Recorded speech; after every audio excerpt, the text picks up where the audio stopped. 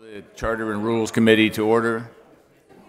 I'd like to introduce to my left Ward 5 City Councilor Linda Vacan, and to my right City Council President and Ward 7 Councilor Todd McGee. And I am Terry Murphy, the Ward 2 Councilor, and we have just two items on our agenda today.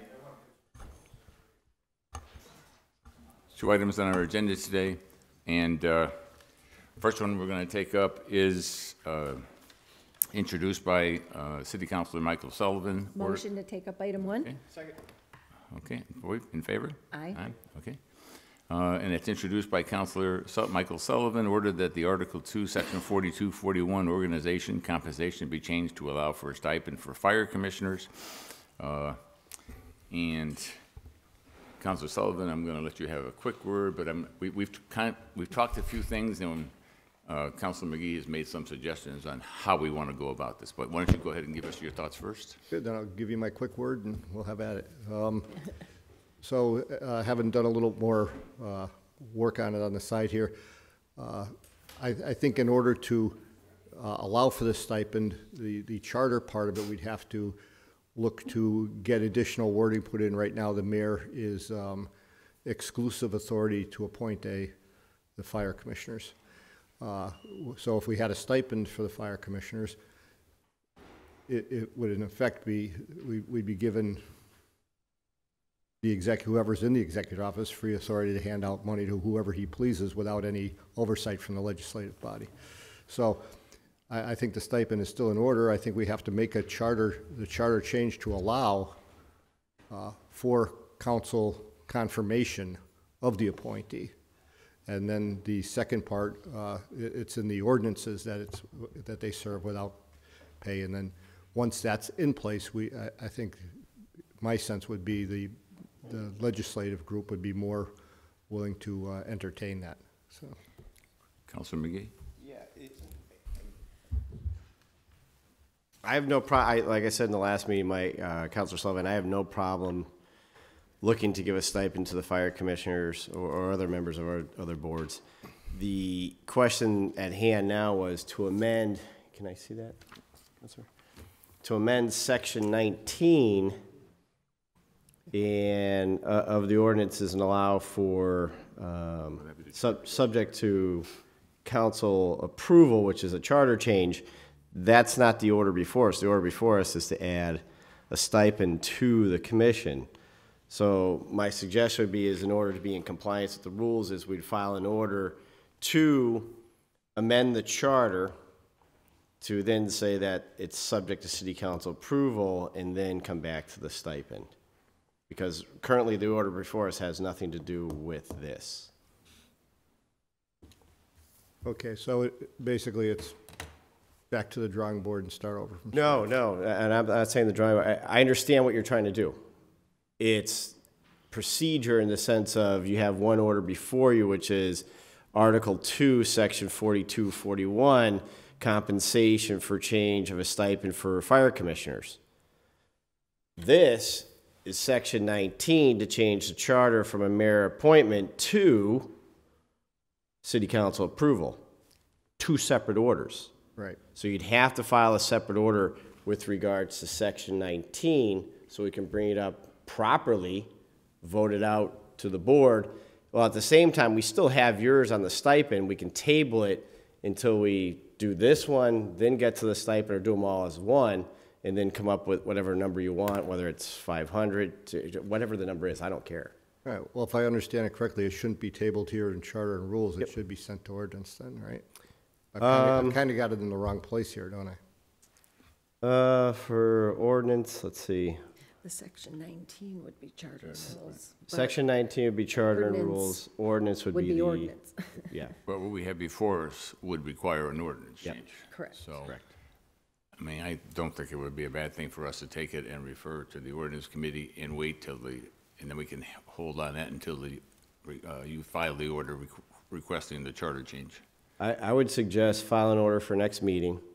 We refer that, Section 19, to Charter and Rules. We refer this one to Ordinance, so they're both going at the same time, and then we can just deal with it.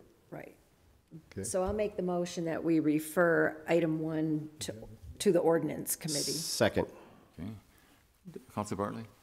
Right, thank you, Mr. Chair. So I'm glad that this is moving forward in this direction. Councilor Sullivan and I had talked about this, and I'd had a pretty long conversation with the chief and a couple of commissioners about this topic.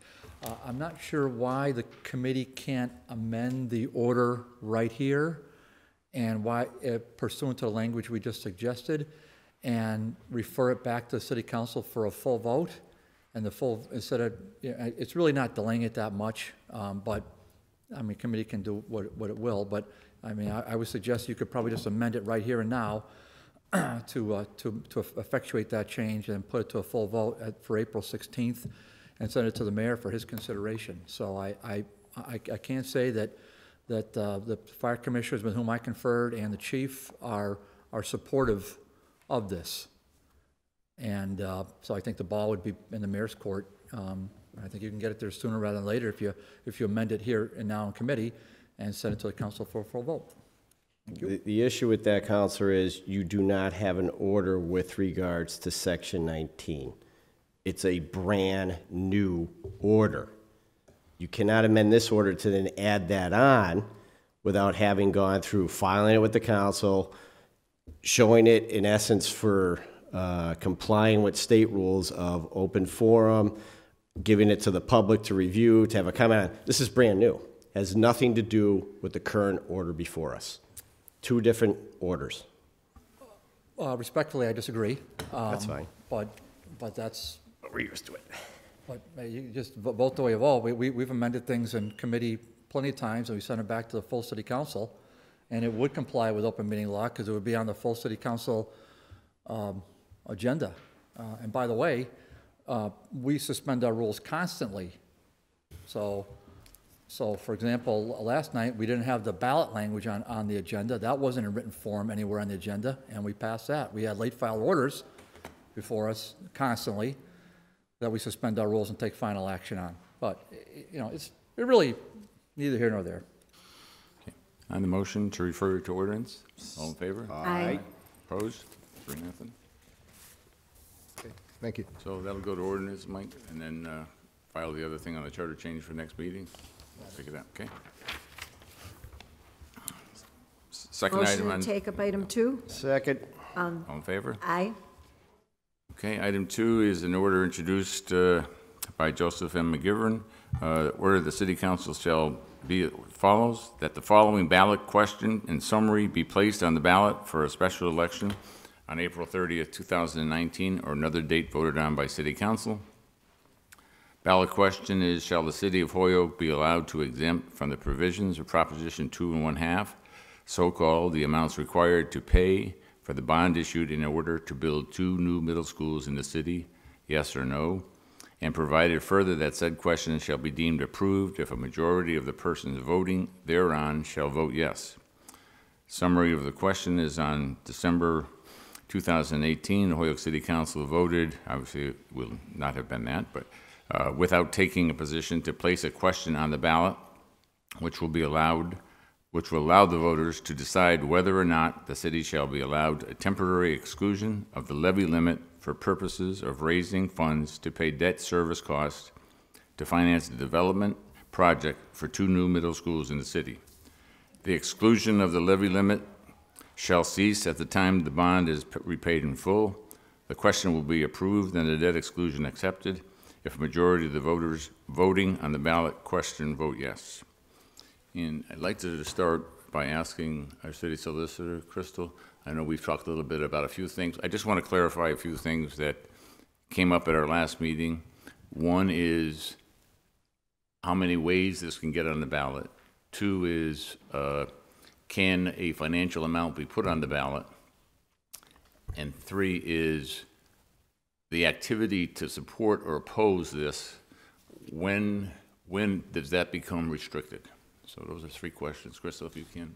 Sure. So there's only one way this can get put on the ballot, and it can go for either a special election or a regularly scheduled election, and it is by vote of the City Council, and you need a 2/3 vote to get it placed on the ballot.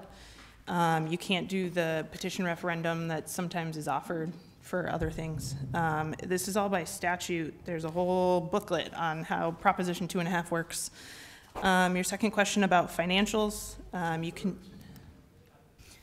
the question about financials is that you cannot put a dollar amount in the question. This is strictly for debt exclusion questions, which is what we have here. But you can do it for overrides or underrides, things of that nature. So that's where there's been some discrepancy and some questions. So we can't put the amount.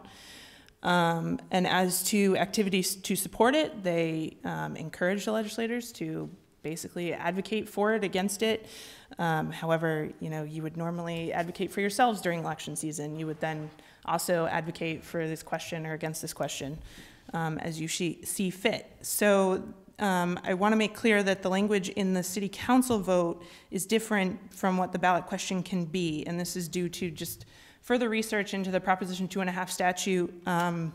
So there's a very specific quoted language that has to be put on the ballot, and it would read, shall the city of Holyoke be allowed to exempt from the provisions of Proposition 2.5, so-called the amounts required to pay for the bond issued in order to, and then here's where we would put in our description of the project.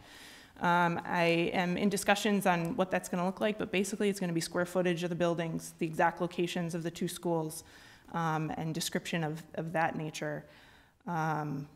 And then it's just going to be a yes and a no. So the summary of a question, which would normally be on a ballot question, cannot be on this ballot question.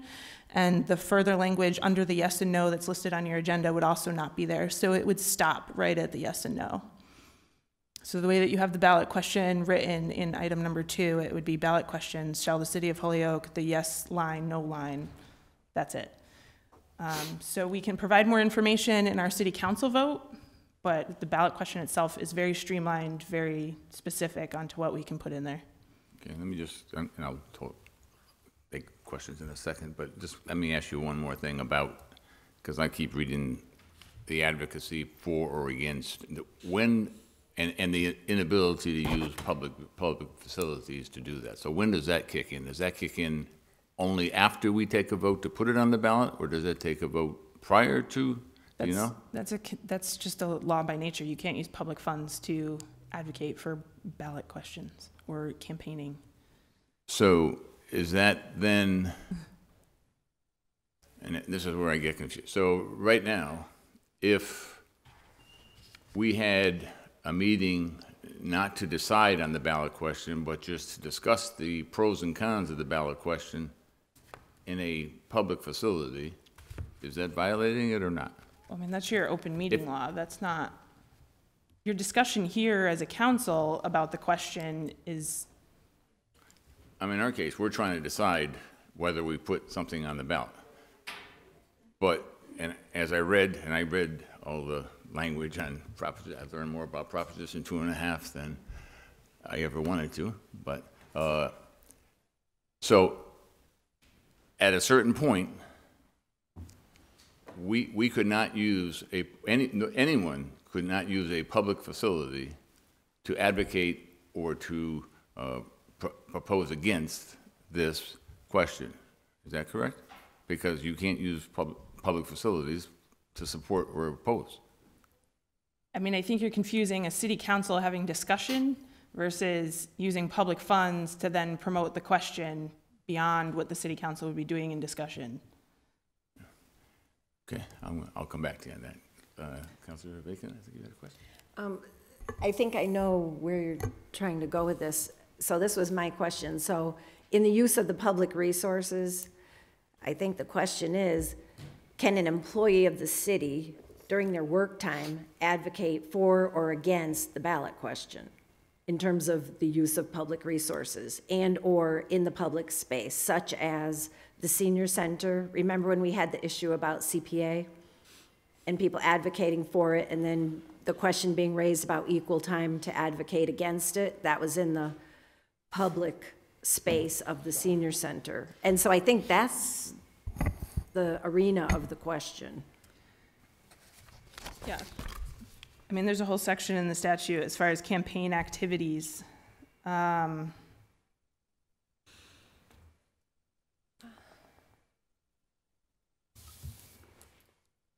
This is the agenda. It says you can't use public funds or use public resources such as personnel, supplies, and facilities to promote or oppose the question. So when does that take effect? That's my, That's always in effect. I don't know what your question is about. You, as a city council, you want to discuss the question and Yes. put it on the ballot or not put it on the ballot. I understand. Outside of that, you can't, I mean, it's, So I can't come into city council chambers at this point and advocate for or against this. are you sitting as a city councilor advocating for or against it in No, discussion? I'm not in a city council meeting. I'm just, Then no. I'm going to come here and I'm going to tell you what I feel. I As a can't, citizen or as an employee of the city? well, as a citizen, I can't use this facility as I understand it because this is a Right. public facility. I think you're making it more difficult than it needs to be. Well, I'm just trying to make sure I understand it because, The same way you wouldn't stand here with like your sign to vote for whomever in city council and hold an audience, you wouldn't do it for this either. okay. Did you have? Mr. Chair. I had went there and I'll go right back. You had it? I'm all set. Councilor Bartley, then Yeah, Councilor Lisi. thanks, Crystal. I would just, your opinion relative to the question that Councilor Murphy just asked, have you reduced that to a writing? No, I don't have it reduced to writing. I mean, it's all pulled straight out of the statute. I can put the line items in there if you'd like. Could I just ask the committee to consider taking a vote to ask the solicitor to put that, the opinion that she referenced to a writing so that we're all sort of going from the same page? Yeah, we can ask for Yeah. the info that's referring to. Yeah, we'll take it. We'll do that at the, we'll do that at the end if that's Sure, okay. or whenever you want. Okay. Councilor Lisi? Thank you. I think there's a big difference between advocating for something and then holding a public forum for our citizens to get the information that they need in order to make a decision. So while there may be a campaign afoot in support of the middle schools, and there may be a campaign afoot in opposition to the middle schools, no one is inviting the campaigns to the senior center to advocate or oppose the middle schools. What we're doing on the 10th, as far as I understand, is inviting the architects, the project manager, the superintendent of the schools, to ensure that our residents, our citizens, have the information that they need. And quite frankly, the way that some of these meetings have gone, make sure that as city councilors, we have access to the information that we need in order to make a decision on this issue.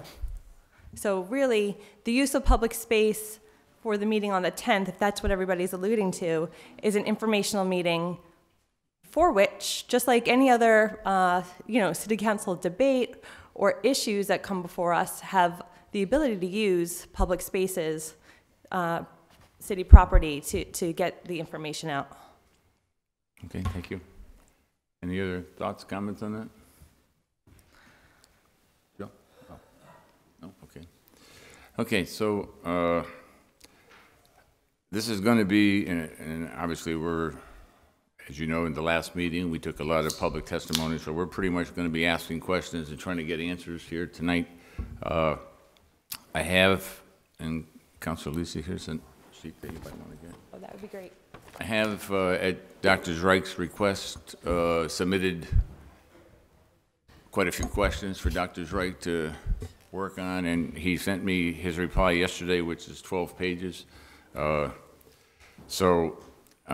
going to, and I passed them out to the city councilors that are here, and I hope that as we go along, and at any point you want to ask a different question, please feel free to interrupt me, but go ahead. Also, I do believe we asked that, like Margaret Woods, Dr. Zreich, and other members of that project, we were going to open up a Q&A with them because there's questions outstanding. So if we want, we can suspend the rules to allow them to come in and speak, sit down, or come to the mic.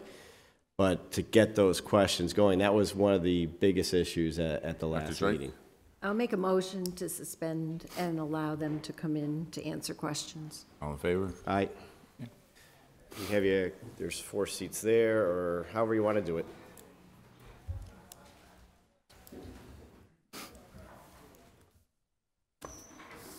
And again, I'm going to ask questions that because I want the public to hear the questions and to hear the answers, rather than just have it, we've got a copy of it, but the public doesn't know it. So I'm going to take the time to make sure the public is informed. And Yeah. I think one thing too is, did we get a copy of the There's ballot one question? Oh, not the No. most recent one, no. Because that was one of the things we were told we were going to get last time, that we're going to get a sample of the ballot question for this meeting, and I never got an email on it. We did not. And I think, Crystal, we've got a new version of what, okay, it's in draft. Okay, thank Okay. you. So again, any counselors that have questions or comments as we go along, just let me know and I'll try to recognize you, but I'm going to just walk through a few things. And these are questions that I sent to Dr. Reich and he responded to. So first one is, should the ballot question be put on and pass? And basically it goes, should the question be put on the ballot either in a special election or on a November ballot and pass? When would the current system of school attendance be altered? For example, if the ballot question was passed in an August special election, would students still go to Peck again in September? And if yes, when would they be leaving Peck school? So Dr. Reich, we've got copies of it, but if you can explain your answer, and if there's any questions that we go along, please feel free to ask. Yeah, so, and I'd ask the team of folks that are up here with me to jump in at any point as well. Thank you for taking the time and for all the thoughtful questions. I can't say that I answered all of them myself. I did throw some lifelines out there, so, but thank you for the thoughtful questions. You had a cheat sheet? I do have a cheat sheet here. No, no, I have exactly what you have in front of you. Okay. You know, in order for the two buildings to open in fall of 2022, and to avoid additional construction costs, the safest bet would be for the election to occur in June of 2019. That would be the absolute latest time a special election could be held. That's the idea. With that, if that were to happen, then the new schools would open in fall of 2022.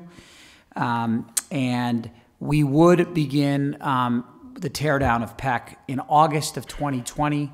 So the students who are enrolled in Peck at that time would need to be relocated for a period of 2 years until the new schools opened in 2022, in fall of 2022. Okay, and just one question I had in relation to your answer was, the goal was to move all the Peck students to one school. No, not necessarily. We believe there's at least enough room in the system for one of the schools in its entirety, either the Veritas school or the Peck school, which are both co-located in the building now, to existing space in the Holyoke Public Schools. And the second school, we're not certain that there's enough space. We think it would be very tight. And part of the proposed cost of the project includes swing space for the period of time that the kids would need to be relocated. But can you just give me an idea where, I mean, again, it's our intention to move Peck students as a school to one site. So what site would that be? Do you know? What are the options? Well, we have room at Ian White. We have room at Morgan. We could also begin redistricting Lawrence students early, and so we could move the Peck school in its entirety into Lawrence School. There's a number of options. We do know there is space. We'd rather not split the school up, but I also want to be responsible cost-wise, and it can get costly to have to lease spaces. But like I said, we could definitely move one of the schools into our existing space. We may need to lease space or find alternative space for the other school. I mean, remember, you're taking a huge building offline that we'll have by that point, about 800 students in it. So. Okay. Any questions? Councilor Steve, President? Councilor Bartley and Councilor President. Yeah, quick, what's swing space? Swing space is temporary space while a building project is happening. So while the construction of Peck, because the building would be torn down, we need to find an alternative space to move the students. That's what the swing space is. So what's an example swing space? It could be looking at modulars. You could look at leasing an existing facility, that exists in the community. Those would be the two most common examples of finding temporary space for students. Yep. Council President? Thank you. I guess a couple questions is, the answer to that, it doesn't seem vague, but when you say to other sites, I mean, we're talking a lot of money. I mean, what is it, have you looked at the costs of transporting students to other sites? This is the first time I saw that, and I know it's not anybody's fault, so I apologize. So we're all trying to quickly read through this and evaluate it. But, what's the ballpark, I guess, to say, you said, we're taking the school offline. Well, taking the salaries out of PEC, what does it cost us annually to run PEC? Well, I think you're asking about what it would cost to have the kids temporarily in another space. We wouldn't incur any additional salary costs.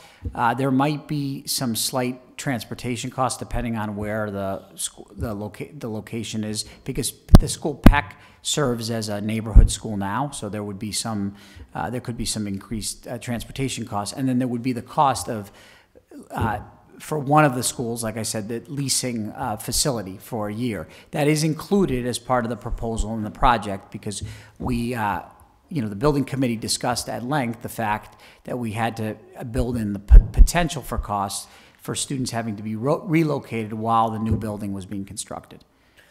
But currently, we don't know what those costs are. We can, because you touched upon projected? modulars as well. So I guess when you say leasing, is leasing a separate entity as modulars, or are we looking at leasing and modulars, or both? Go ahead. Mike, yeah. So we looked at a mix. The estimate, we have $2 million in the budget, and we looked at a mix, took a look at how many kids we thought would move. I don't have the details of it, but I can certainly supply the calculation that we did to come up with $2 million. The idea was to make sure that there was a sufficient sum of money in there, that the city had some flexibility in making a deal in whatever was best. It's always hard 2 years out to project both what's going to be available in the market to lease, as well as what's going to be available in the modular market. So we took a conservative approach to developing that number. Okay. Were you at Dean Vocational? You were at Dean, correct? For that symposium? Yeah, right. Absolutely. Right. I believe we asked for some information at that as well. I mean, I'd love to, what you spoke upon right now, I'd love to see that. I think we also spoke about some other things that you were going to provide to that joint committee. So the particular thing that I remember you bringing up, and it's actually addressed in a set of questions, because we all thought it was a great question, is this. Well, thank you. The question, no, we all appreciate you bringing it up, this question about how does building new school buildings affect the culture of the community? And if it's on the very last page, if you want to look ahead, but that was the question, Councilor Bresnahan, that I particularly remember you asking, and we promised to get back to you about. If there was something else that you asked, then I have forgotten, and you will need to remind me. No, the question pertained to, was there, and I think that it was an affirmative answer, was that, were there any case studies out there that demonstrated building new schools elevated test scores, right, graduation rates, and so forth? And that's what's addressed on the last page, and it's footnoted. So if you have a copy of the document, this is the 25 question document. Yes, I do. Yep. Okay. Yep. So it's the very last question. We saved it for the best because we thought it was a really good one. So. Well, thank you. Any other? Again. What? Oh, it's the other document. Okay. We have another FAQ that's going. Let me. So we have developed an answer. I thought it was in this FAQ in the response from Dr. Zreich. Do you want me to talk about that now? Because Dory and I have prepared a response about it. It's just not in Councilor Murphy's list of questions. No, I would prefer going. Sorry, I would prefer going off the chair, but I would love to have an answer. My email is public. All of our emails. We'd love to have that in writing, because I mean, you know, it's easy to have that conversation, but to have a document in writing that you can, you know, read over a weekend and kind of soak it in would be very much appreciated. And I can give you a hard copy of our draft answer tonight before If you you go. could get, yeah, I'd love that. If you could get it to all of us too, Yep. because that'd be great. I can do that. Thank you. Okay, you're welcome. Second question that I asked is if the question passed in November, what would the timeline for PEC students to transfer? Also, when PEC students go to other schools, what would be the status of the Veritas program? And if continued, to which school it would be moved?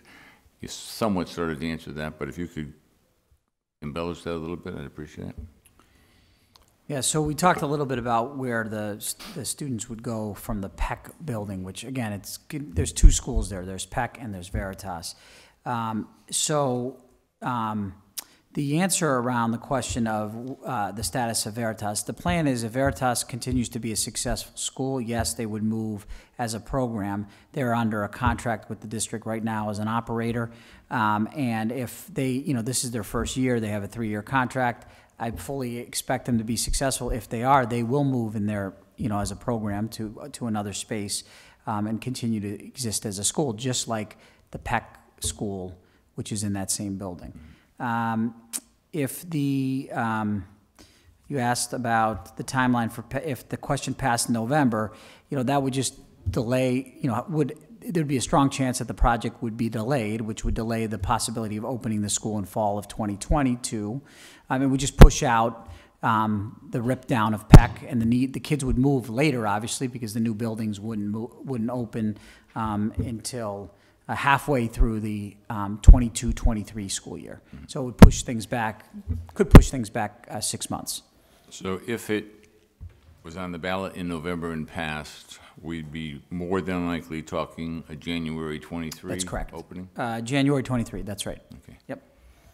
And I think I know the answer, but let me just ask to make sure I do. So Veritas, if everything goes well for the next year they're having a 5th and 6th. That's and then correct. the year after that, a 5th, 6th, and 7th. That's correct. I'm going to assume if they have a 4th year, they're going 5th, 6th, 7th, and 8th? That's correct. Or are they going just 6, 7, and 8? Well, again, it depends on what happens with the new buildings. If we get new buildings, they'll be moving into a 6 to 8 space, because that's what they are. That they will no longer be. They will no longer have 5th grade. They'll be a 6th to 8th grade space. That's what the design of the buildings are. Okay, but for now, for the first 3 years, they'll have at least one 5th grade class. That's correct. Okay. Any other questions on that part? Okay. Third question I asked was, please describe in detail where all of the students currently attending PEC will be attending school during the transition, as well as the timeline for that transition. And again, you've pretty much started to give me an explanation, but the temporary space outside of the Holyoke Public Schools, not just portables, I'm assuming it makes it sound like we're going somewhere and let me just back up. I mean, if we can move all the kids into the existing Holyoke Public Schools, that's what we're going to do. I just to be safe, we wanted to be sure. We put money into the proposed budget for the potential of one of those schools having to go outside for the 2-year period. But we've been careful. You know, we're on a shoestring budget right now. Until we know that we're moving forward, we need to bring in an outside consultant to help us really look at what all those possibilities are. But we haven't made that investment because that's going to come out of the school department's budget to begin looking at possibilities. What we do know for sure is one school can fit in our district, and we'll try to do everything we can to have 2, but you know, we can't. And the building committee's had some debate about and conversation about can we split the second school up into 2 different buildings? I mean, I think those are fair conversations to have, and ultimately we want to be we want to be as cost effective as possible without compromising a child's educational experience. For 2 years, that's a long time. And just one, that $2 million that we keep talking about, that's not part of this bond, is it? The $2 million? Yeah. Yes, it is. Okay. Yep. Okay, any other questions on that? Okay, the fourth question that I asked was, whenever the construction of the 2 schools passed, please in detail describe the impact on each of the other schools in the system. How would the transfer of PEC students to other schools impact the educational quality provided to students currently in those other schools? So, and again, I know you're having still trying to Yeah. find where you're actually Yeah. sending them, but obviously that would have an impact potentially based on Right. based on the argument that, you know, K to 8, obviously we would be back in some case, potentially a K to 8 school that would, like Morgan, for example, I know you said that might be one of them, or Ian White, which Yeah. at one point Yeah, used it could have a significant impact. That's why we've got to be very careful that it's obviously going to be disruptive for the two schools impacted in the Peck building. There's no question. I do think our children are more resilient than adults typically, but I do think obviously it has an impact on those children. I do want to make sure that it's not overly disruptive to the whole system, and that's why that's 2 years of education and learning that we want to make sure are not, like I said before, compromised at all for obviously the kids in the buildings, but also children in other schools. And that is a consideration that we've been very clear that we're moving the system away from from a K-8 system. We've already begun to move Morgan away from that. We've begun to move Kelly away, and same with Ian White. And so those are definitely considerations because it could have, if we're not thoughtful about it, it could be disruptive to those other schools as well. So let me just ask, in terms of,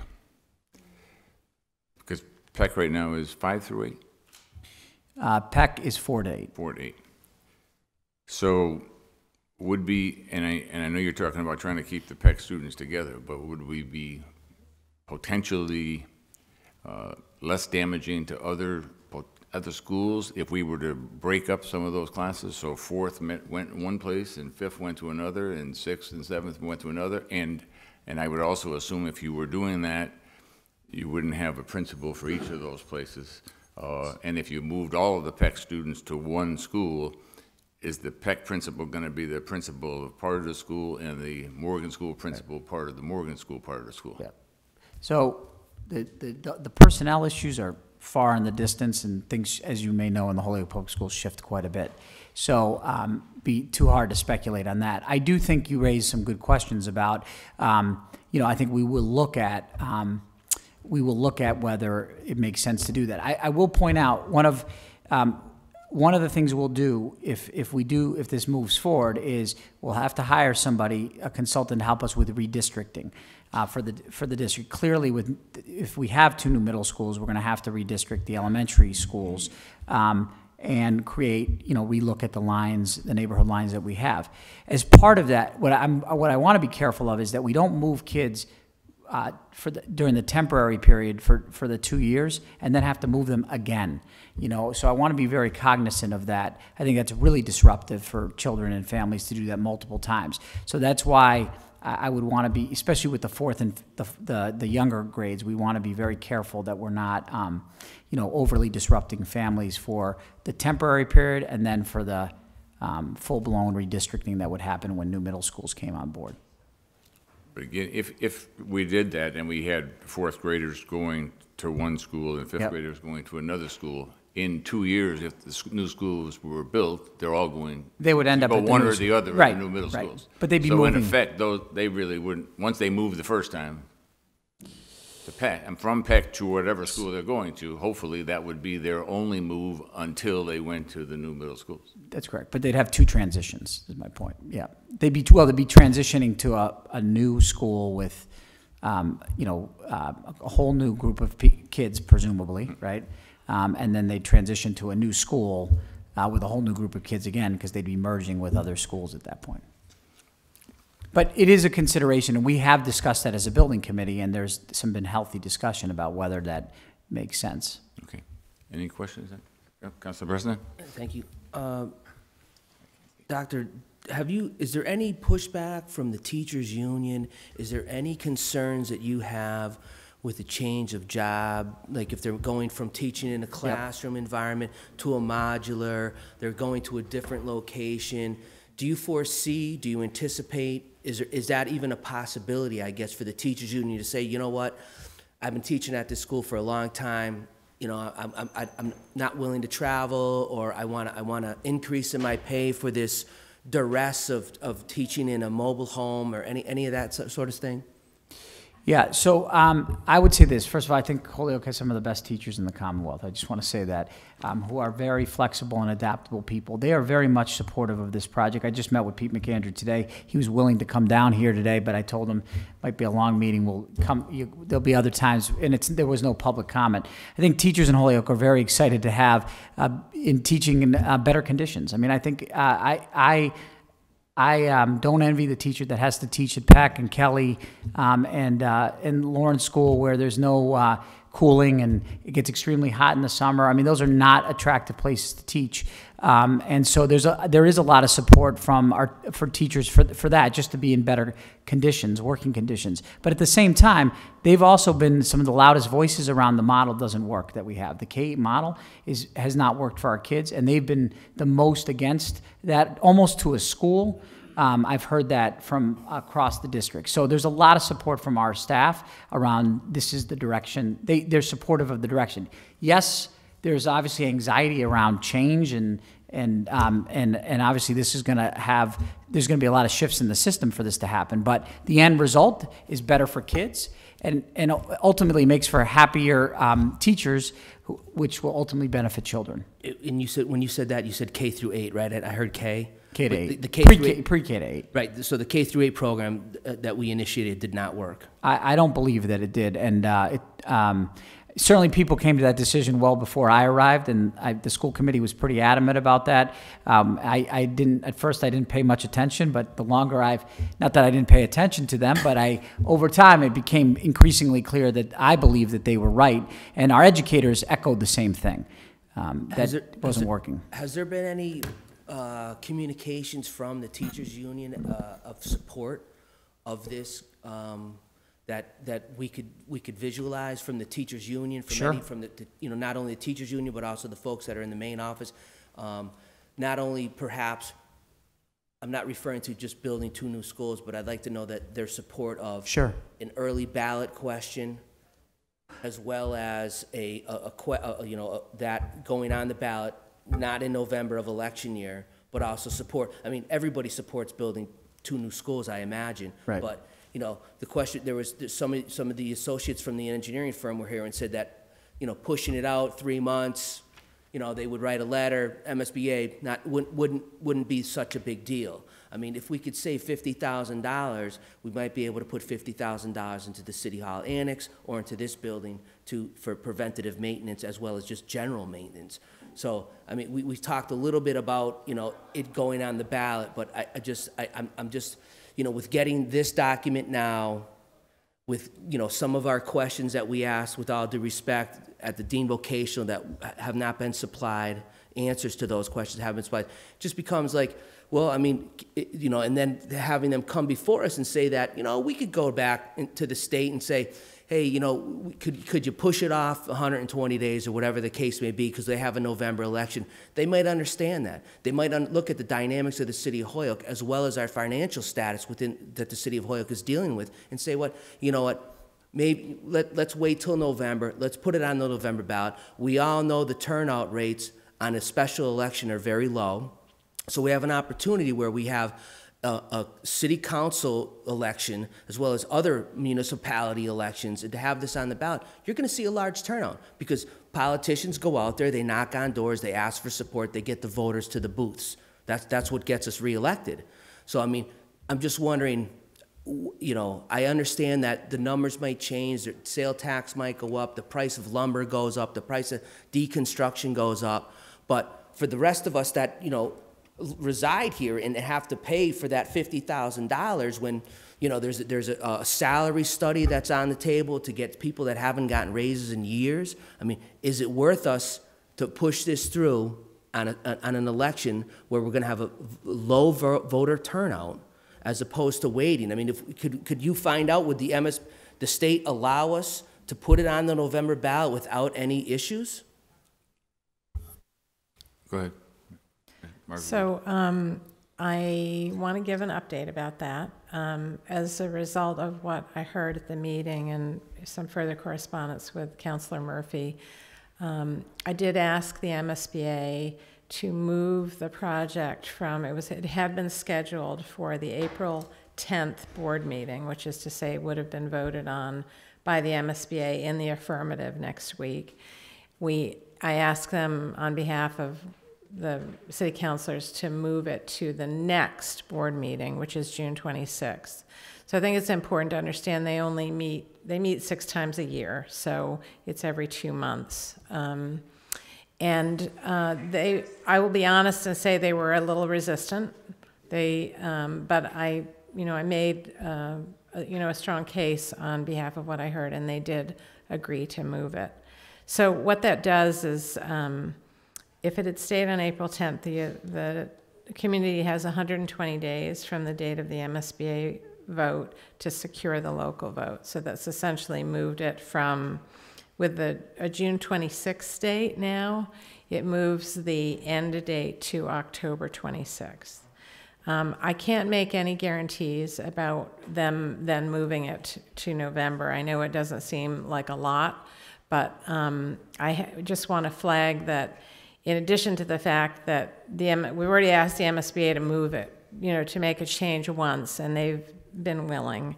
If it gets moved to November, the project is acquiring a pretty significant amount of escalation. So the escalation, typical escalation at this point is between 3% and 4%. So, using 3% on a project of this size, you're talking about $280,000 a month. That the cost of the project is increasing, and as has been discussed here, because it's all over the cap as proposed, that escalation cost, additional escalation cost, is 100% borne by the community. So I just want to flag that there are those 2 issues with pushing it to November, but certainly the community, I think, has flexibility. For instance, at this point, to have, I think a June vote would probably be one option, and a September vote would be the other logical one. So, Thank you. You're welcome. Let me just ask you another question on that, since I did make the request, at your request of making a request, so I did that. But that would be 13 days before our general election with 120 days. Mm-hmm. And I hear the escalating cost, but I also hear, the most people voting that we're going to get to vote more than likely would be in November. And for 13 extra days, and again, whichever way this were going, I would prefer to have more votes than less votes. But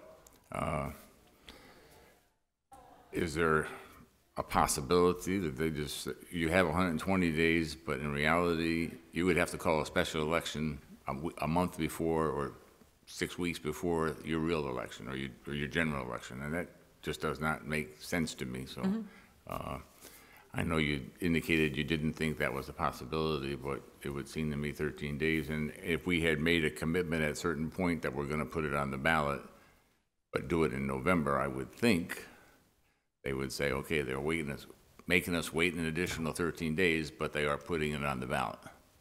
well, we can ask. I think there's no question that after June of this year, the additional escalation will be kicking into the project, because that was the basis of the originally proposed schedule. So, I mean, the MSBA wants to support these projects. We can ask. Okay. I don't disagree with your point that it's 13 days. It's just. Yeah, because when I got your email back, I went to the calendar and I said, Yep. election 13 days. So. Yep. Okay. Any other questions about any of those things? Anybody want to interject before I go on? You're good? Okay. So, 5th question I asked, would there be any movement to try to use 2 of the current schools as interim middle school models during the transition? If not, why not, since the current K-8 model is noted as not providing a best quality education? Yeah, we've already started that process by launching Veritas Prep and the STEM school. And the purpose was that, we felt we needed to move to the middle school model no matter what. It was, and we wanted to be prepared to have, some experience with the model before the new middle schools open, so we've made that move already. Obviously, it's not the ideal of circumstances the facilities we're in, but we felt it was important to begin the process and prepare for, the possibility of having 2 new middle schools. So, just along that same lines, is it possible,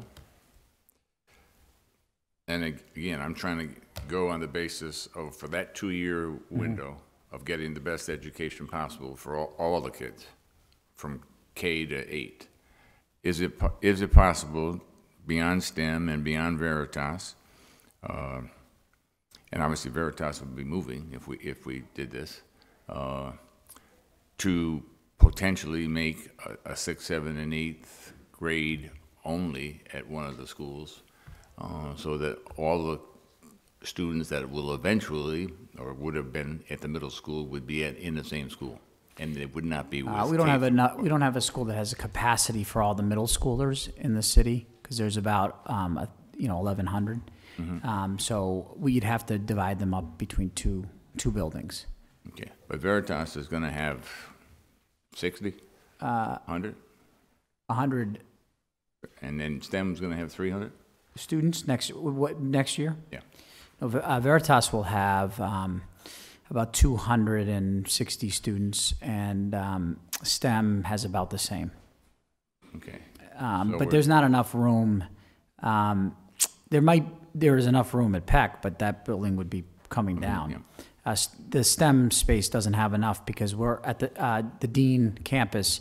The numbers of students are growing there. We just don't have enough to have a 500 student middle school in the same space, just not enough space. Is the potential capacity for the STEM 300? At Dean? It's anywhere between 250 and 300, yeah. Okay. Can I chime in just to add hopefully useful information on square footage, just because I think that's helpful, because Peck is 170,000 square feet. Lawrence is 59,000 square feet.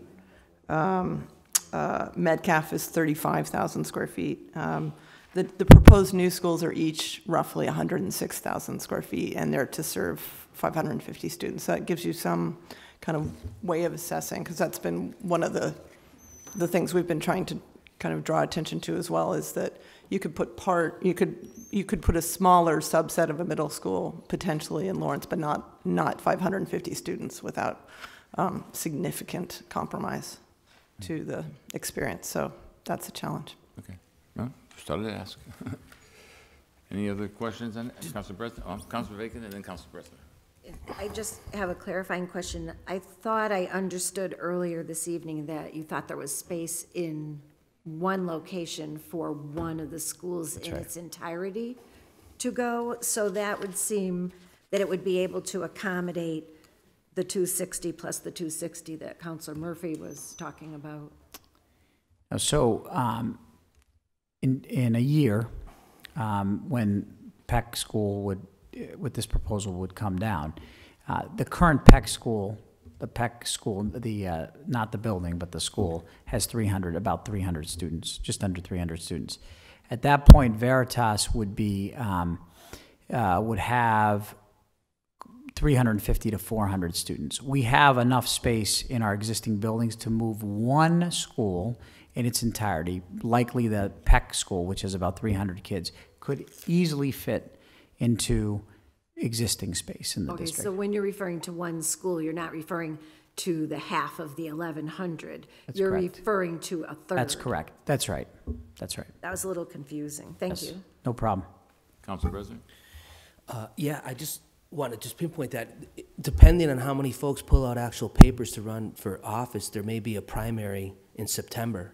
Mm-hmm. So if we don't force the ballot question in the next couple months, and they because they're not going to vote it on April 10th, you said, they're going to push it to the June 24th. Yeah, it's June 26th. Which June, July, August, September. I mean, I think the papers have to be, by July 30th, we'll know whether or not there has to be a special election. 2 days after their meeting on the 26th, there may be a primary that this ballot question could go on if it's voted through with the council. Yeah, I think I just want to make sure that people understand that I don't think renting this out to the last possible, I mean, they give you a deadline because it's good to have a deadline. That doesn't mean you should be looking at the end date as the sort of first option because things happen. So I think that would be a great option. And then just, and this goes into an issue where you talked about the move towards the middle school model and building 2 new middle schools is a significant change for the school community and will require significant educational planning, hiring a principal, recruiting, and developing a team of teachers. So my question is, what happens to the current principals and the current teachers? Yeah, so, I mean, it's very hard to know 3 years down the road where we're going to be in terms of leadership in the school district. I will say, we're not concerned about our existing teachers. While there may be some reduction because you're consolidating programming, even if we, which we hope our retention rate lessens over the next few years, or improves, I should say, our retention rate improves. With annual turnover, we would be able to accommodate any teacher who's really committed to being in the system, who's in good standing, a proficient educator. I don't worry about having spots for them. They may be in another school.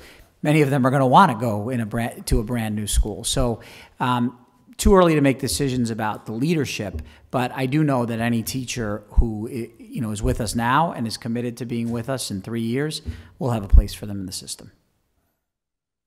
Okay, so if I were teaching 8th graders at Sullivan. Yes. Or coaching baseball. At Dean, by the way. Yeah. That's a little dig, because I wrote a nasty letter about you back then. I think I do remember that letter now. Yes, okay. Yes.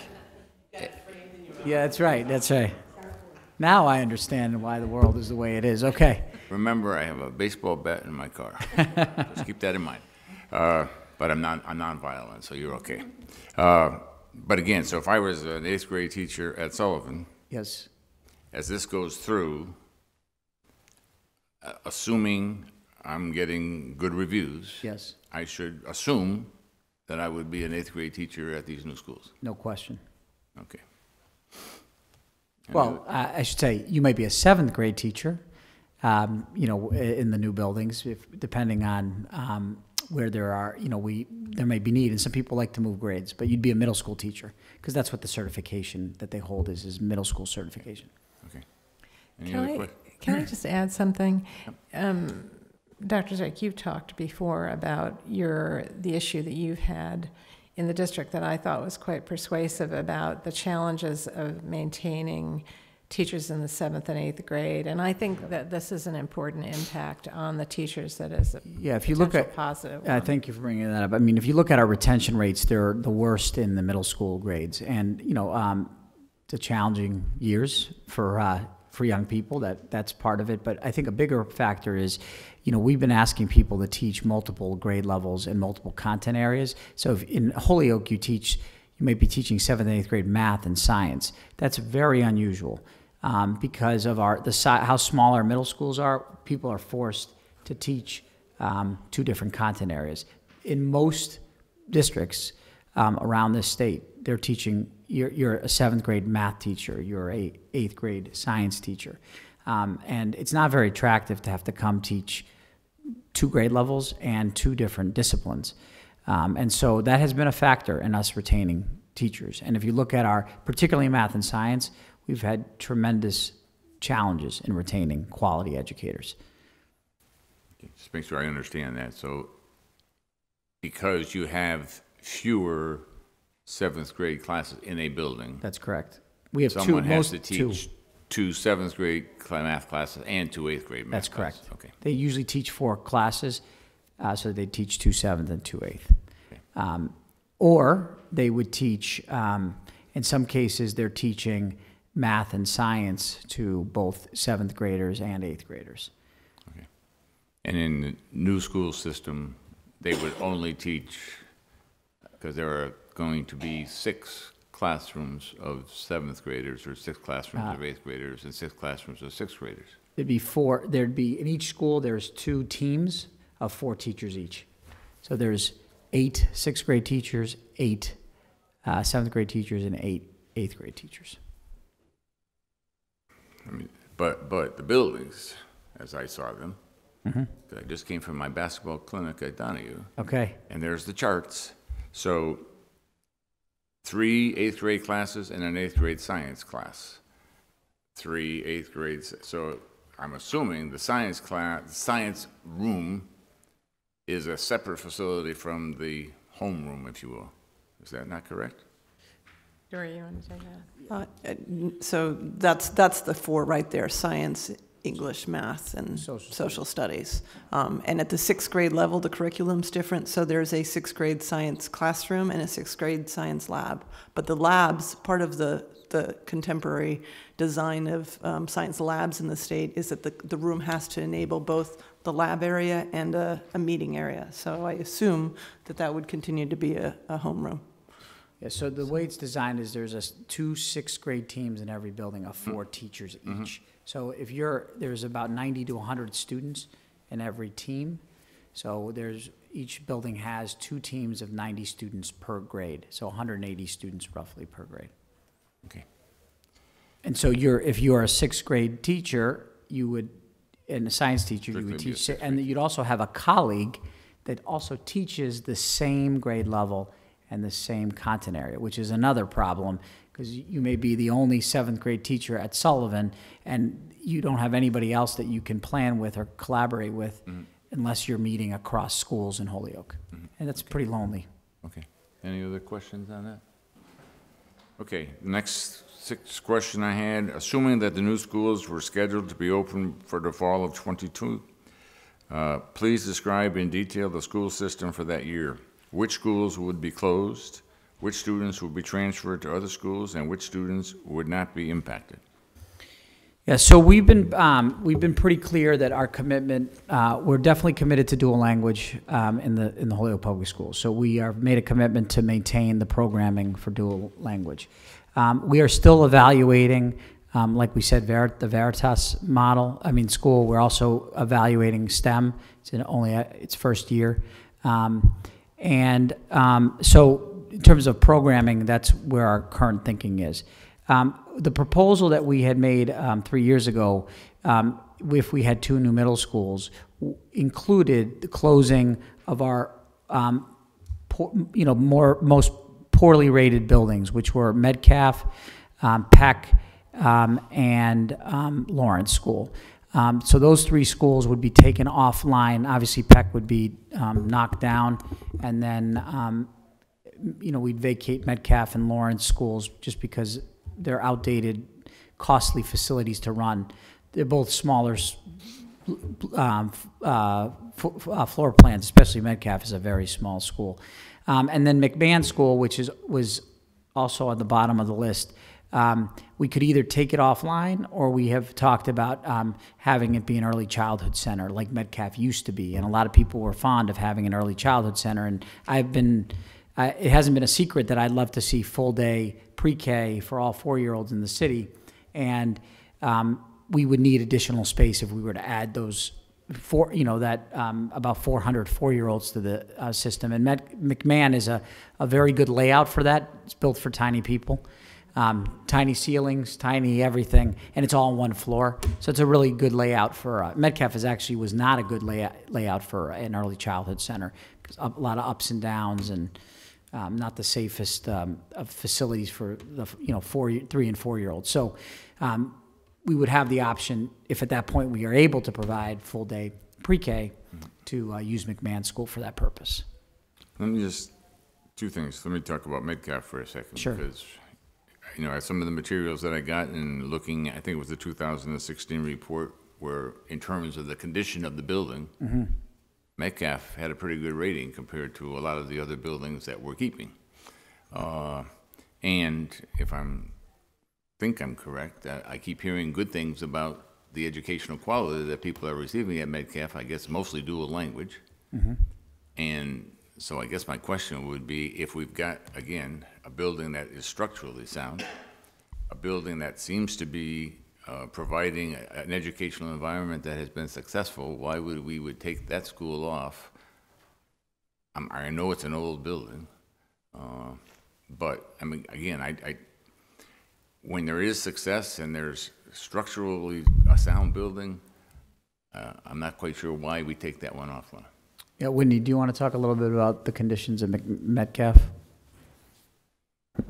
Thank you. Metcalf is our oldest building in our portfolio, in your portfolio, actually. We are just designees to operate them. You own them.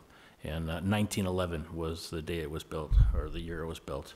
So with that in mind, it is a structurally sound facility. We do not have any elements that would cause us to be fearful about occupying it. It has an aging infrastructure as far as the mechanical systems. Even the windows that were replaced 35 years ago are starting to show age and become drafty and lose their insulation capabilities.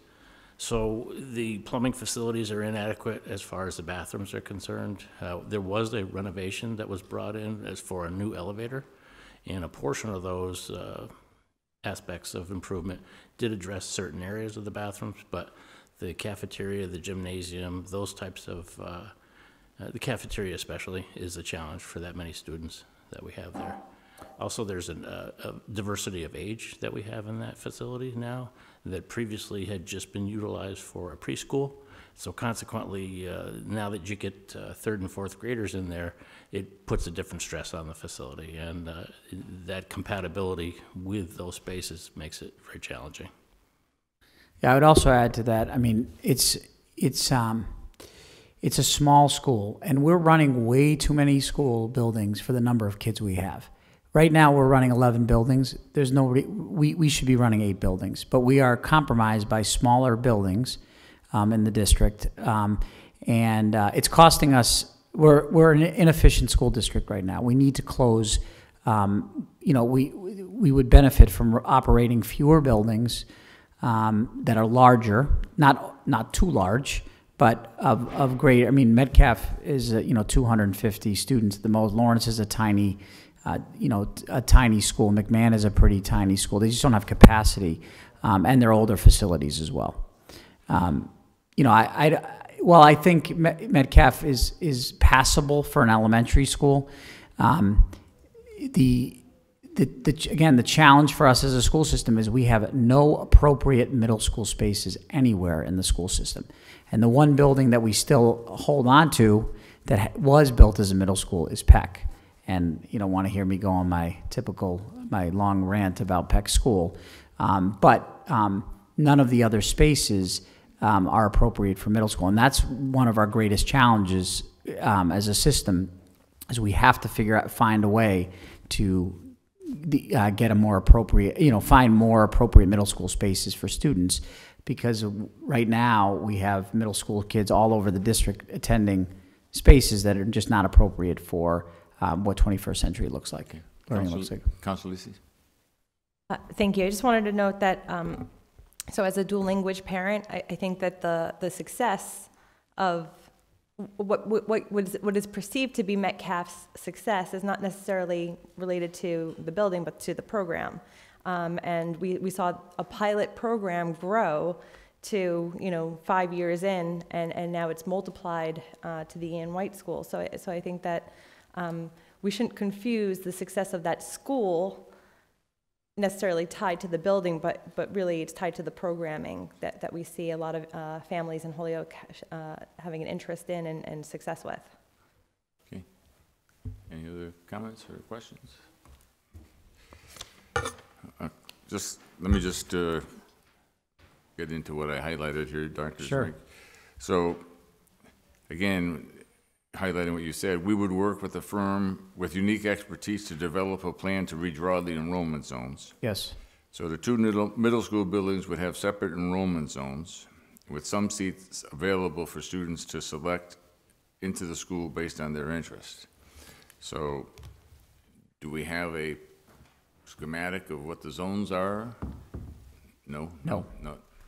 Have we begun to think about where they're going to be? It is a big undertaking to begin that process. What we've told, it's very clear, any middle school in Holyoke is going to go to a new school, and that we do anticipate, you know, a sizable number of students having to be redistricted based on, you know, the shifts in the you know, in the buildings that we would be operating.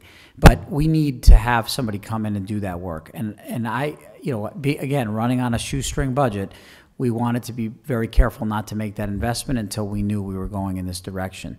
You know, it needs to be looked, it definitely needs to be looked at.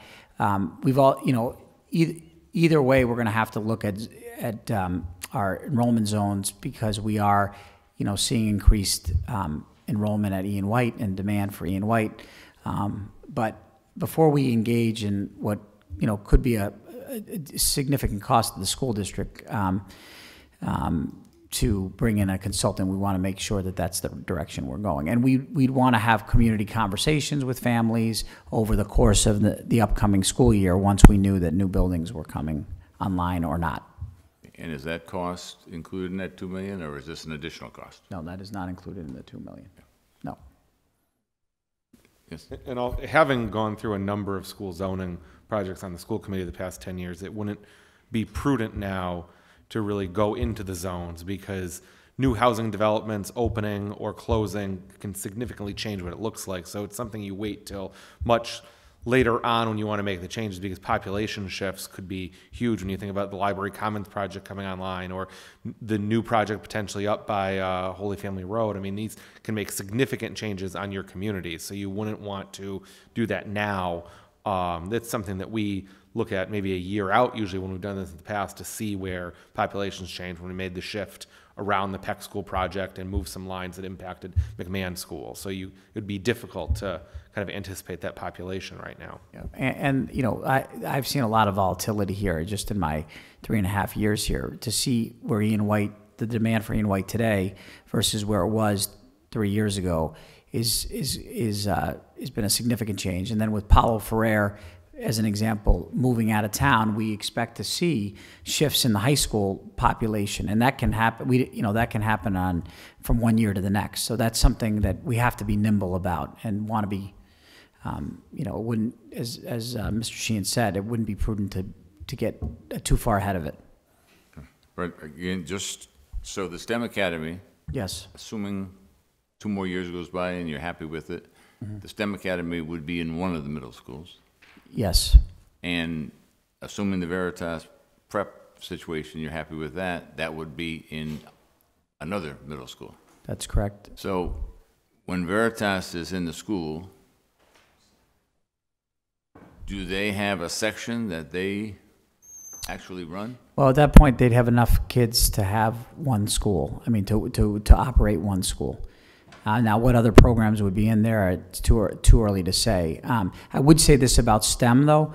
You know, both schools are equipped to have a STEM focus. So I want to be clear about that. We may not necessarily have its own STEM freestanding school, but the focus, every school is equipped with, you know, an engineering lab and the spaces to have STEM programming, because all kids, in my opinion, should have access to that. The other thing that's been very clear is that one of the schools would have a team, at least one of the schools would have a dual language team, because right now we're setting ourselves up for 4 classes of dual language moving up through the system, 2 at Metcalf and 2 at Ian White. So at some point we'll have Metcalf is a little further ahead, because that will be going to 5th grade. Ian White is moving into 2nd grade next year. But eventually we'll have 4 classes, which is one team in one of the 2 buildings. And again, we've made that very clear that we continue to, because of the success of the program and the outcomes we've seen, we're going to continue to expand dual language. Or grow dual language. I'd in fact like to expand it even more, and we're just cautious because of the middle school project, but the demand is there for us to continue to expand it. And you know I've endorsed that thought. There are a lot of people that endorse that thought, and it's a good problem for the school system to have, and we've got to capitalize on that interest. Any other comments, questions? Okay.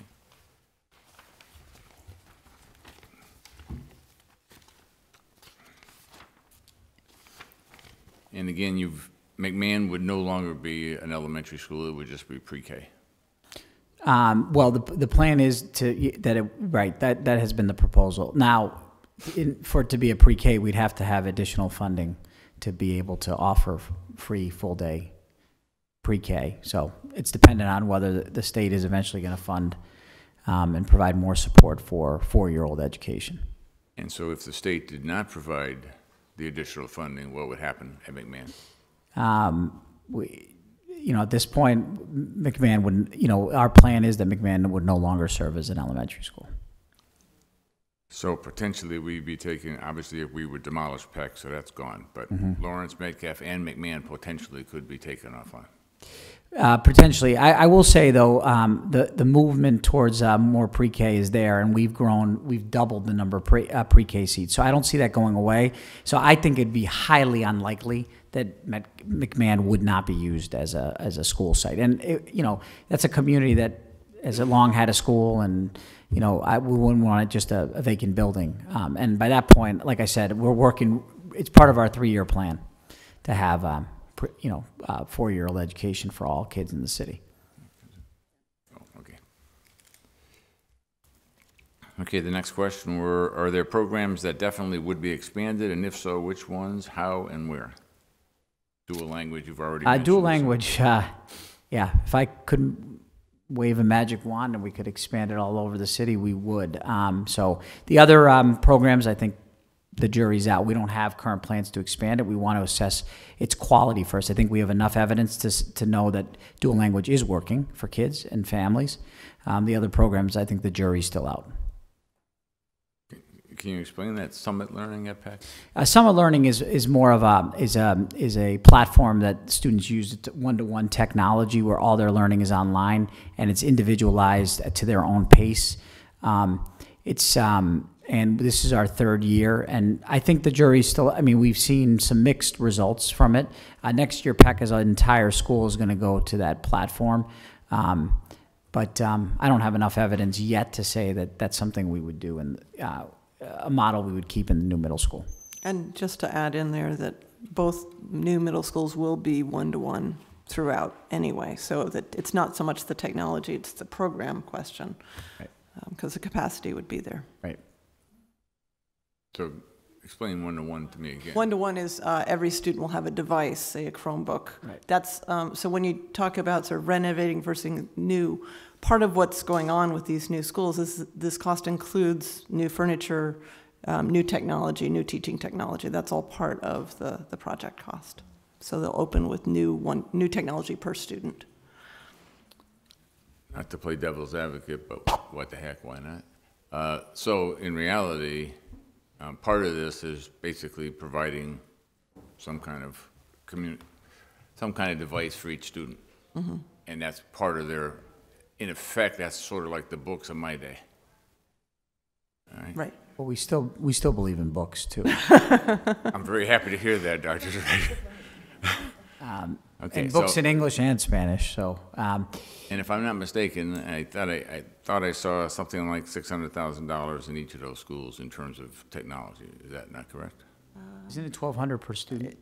$1,200 per student is the technology budget. Yeah. So $600,000 to $650,000 then. Yeah. And we are not currently a one-to-one district right now. A lot of districts are. We are moving towards that. Right now, Peck students do have access to one-to-one devices. And next year, Peck and STEM will have one-to-one iPads. We won a Verizon Learning Grant for those 2 schools. And so every student at those 2 schools will have access to a device at school and to take home.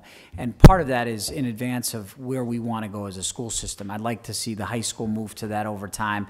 We're a little behind other communities in giving kids access to technology. Doesn't mean they necessarily have to bring it home, but to have access to the devices, at least in school, is a place that many school districts have already gone, and we're moving in that direction. But the middle schools would be able to take them home, yes, correct? they would. Yep.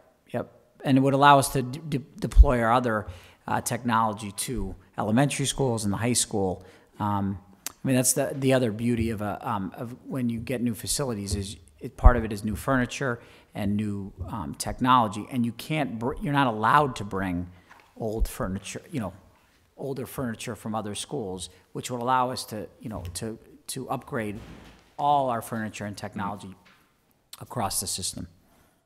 With middle schools. Yeah, with the new middle schools coming online because of that extra investment in furniture and technology.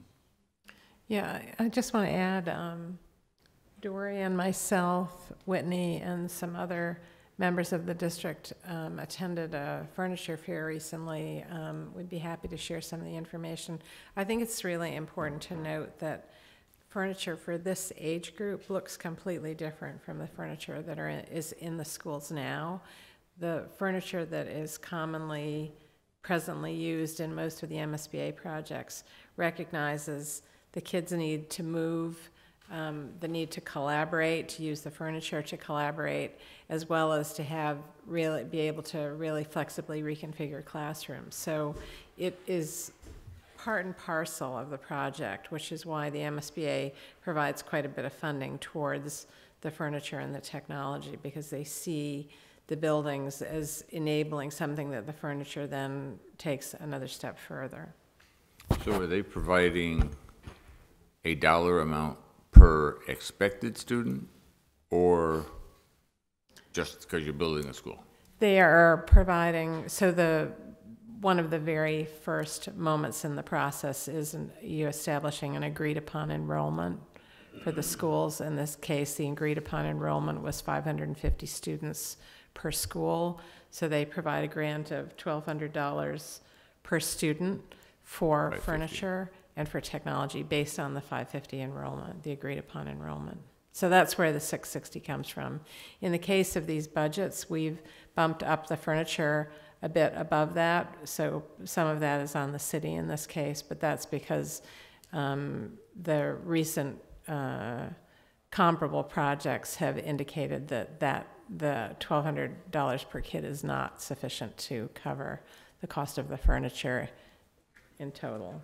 So, but it's a pretty significant grant. How much have we increased it? I think it was $250 per student. Yeah. And that's based on actually going ahead and developing a draft budget for furniture. And furniture is something that changes, but you want to at least know, can you get as many chairs and tables and particular pieces you need. So it's, in this district's case, we do have a design lab, we have new music facilities. We wanted to be sure that those were well equipped. So that's where the MSBA's reimbursement hasn't changed on that in some time. So that's why most districts do find they need a little bit more. And we haven't just randomly thrown that in. We've actually gone ahead and costed it, but it gets recosted and recosted as you get closer to the point of purchase. Any other thoughts, comments? Okay. Item 8 in discussion. There has been significant discussion of significant savings within the school department budget should this proposal be approved. Estimates have ranged from $3 million to almost $5 million. I've asked Dr. Wright to be specific and list the savings, and what plans do you have for the potential savings?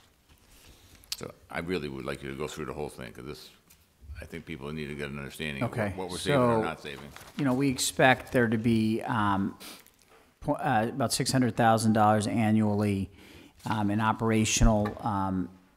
in operational savings. And a lot of it is, getting out of a very expensive school in Peck, and operating two more efficient schools, and then closing, 3 school buildings. The savings is based on a combination of the reduced area of the buildings and the greater efficiency of new buildings. And those are savings in electricity, cleaning supplies, trash removal, snow removal, those kind of items. So that's a annual saving, operational savings. We anticipate capital savings, one-time savings in terms of having to invest, which we have to do pretty frequently in older schools that need rehab. And even though we don't have, we cobble together funds for capital, we would be able to save on that those one-time capital costs. There is staff savings because we're consolidating staff across buildings. We'd be more able to more efficiently staff buildings, not just with actual classroom teachers, but support services, paraprofessionals, serving And then we have coaches in buildings that would be able to focus on just 3 grades as opposed to, working across 9 grades in K to 8, custodians, teachers, special education teachers, and English language learning teachers who work on caseloads. And because they're working in buildings where they're spread out across multiple grade levels, they'd be able to work with more students, not more students, but the same number of students, but concentrated in fewer grade levels. So there'd be a savings there in staff because we'd be sharing common resources. You'd have fewer principals across the district. You'd have fewer administrators and so forth. And then transportation savings, we do anticipate about $500,000 savings, particularly around running more efficient routes for special education. We'd be able to have all our special education students at the middle school at 2 facilities, as opposed to now we have programs scattered across the 7 schools. So and as you know, or the counselors who have watched our budget over the last few years, it's special education that drives the majority of the transportation costs for the city. So there would be savings there. So that gives you, we're anticipating $4 to $5 million. I will say we think that's a conservative number. I mean, that's pretty conservative. I actually think in the end it will be higher than that, and that's in today's costs, not in costs 3 years from now. Okay, let me come to some key points for me. Savings in the items noted above, except for transportation, would stay within the district as required by law. Oh, that's right, you asked me about that, yeah. And allow for future investments to improve teaching and learning. And these figures have not been adjusted for inflation. When I talk to people, and I try to deal with 2 things, trying to provide the best education and trying to do it in the most economical way. I mean, and those 2 things are what I've been trying to figure out how to do since I've met with you, and I met with you, and I met with you, and a few other people. And I'm still trying to figure that out. But 87% of the district's money comes from the state, 13% from the city. So my question is, if it stays in the district, is it possible, and would the schools be willing to provide some of the funding so that the debt exclusion would in fact be covered half by taxpayers and half by the savings? So, Margaret, I may ask, because I think we looked into whether that was possible I don't know that that's allowable under net school spending to do that by state law. Again, because we spend just at the minimum as a city, which is, what Holyoke can do when they do their part, right? I don't believe that that's allowable under net school, under what net school spending allows for. That's correct. They're separate silos and you can't blend them. So what would it take for the state to do to change that? I mean, that would take significant changes in what the net school, net school spending, what the requirements are across the state. The one thing that I would point out is that transportation savings would go back to the city because that's city's responsibility beyond net school spending. So any savings in transportation would be realized by the city. So for certain, $500,000 potentially could yearly. That's correct. Could go towards the potential payment of the bond. Correct. Yes. Yep. So again, I'm not ready to give up on the other thought yet. So, so if I'm, when you say minimum spending, right? Is that what you call it? Minimum? Yeah, minimum net school spending. Minimum net school spending. So if I'm, and is that determined by the State Board of Education? Who determines that? Yes, Board of Education? Yeah, there's the funding. Yeah, the funding formula is determined, and that's where they set the minimum number that the city needs to spend on its schools, excluding transportation, lease payments, and thank you. Well, homeless transportation, right? That falls under transportation. So transportation lease payments are the only things that are above and beyond net school spending that are the city's responsibility. So your lease payment for the offices. That's correct. That is not covered. That is not. So if we went through with this, and we talked a little bit about this Yes. before, what's the possibility, rather than leaving a vacant Lawrence School, to transfer the offices to Lawrence School? And without a lease, obviously, the lease money could come back to the city. Is that not correct? So with It could. It could. I will point out that the square footage in Lawrence is a lot bigger than what we need but Metcalf also is, possibility. But I don't know what the city plans would be for those space, those buildings. What's your current lease at? What is it, 200,000 a year? We trimmed it down. Councilor Jourdain, we had some good times talking about that a few years ago. Back together. Yeah, right. We're back together. That was my initiation into Holyoke. So we moved from 3 floors to 2 floors and reduced the payment. But we don't need as much square footage. But we could, we certainly could go into one of those spaces. So potentially now, I'm up to 700,000 that we could use to offset the payments of the bond. Yeah, you're doing the math there, so yeah, I'll trust your... Well, 5 and 2, I'm good at that. Yeah, you're good. And don't tell me they're not learning 5 and 2 math. No, I know. So I had some kids today, and I do a basketball program at the school, after school at Morgan and Donahue, and today they asked, so how old are you? They asked me that a lot. And I said, I'm 70. So how many years do I have to live to get to be your age? And she was 8. Took her a little while, but she ended up getting it. But then the other person that helps me, he's older than me, and she never got to that one. So math is, I want them to be able to take 2 and 5 and not have any problems with that.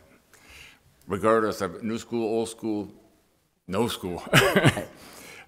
So again, and I'm just gonna, this is my logical, idealistic argument, that if I'm the Commissioner of Education and I say you got to spend a minimum amount to give the best education you can for your kids, and I think that's a good thing, but by building 2 new schools, and the taxpayers are willing to help with that, and by still having approximately $1.5 to $2 million additional money that you could spend to promote better education in Holyoke,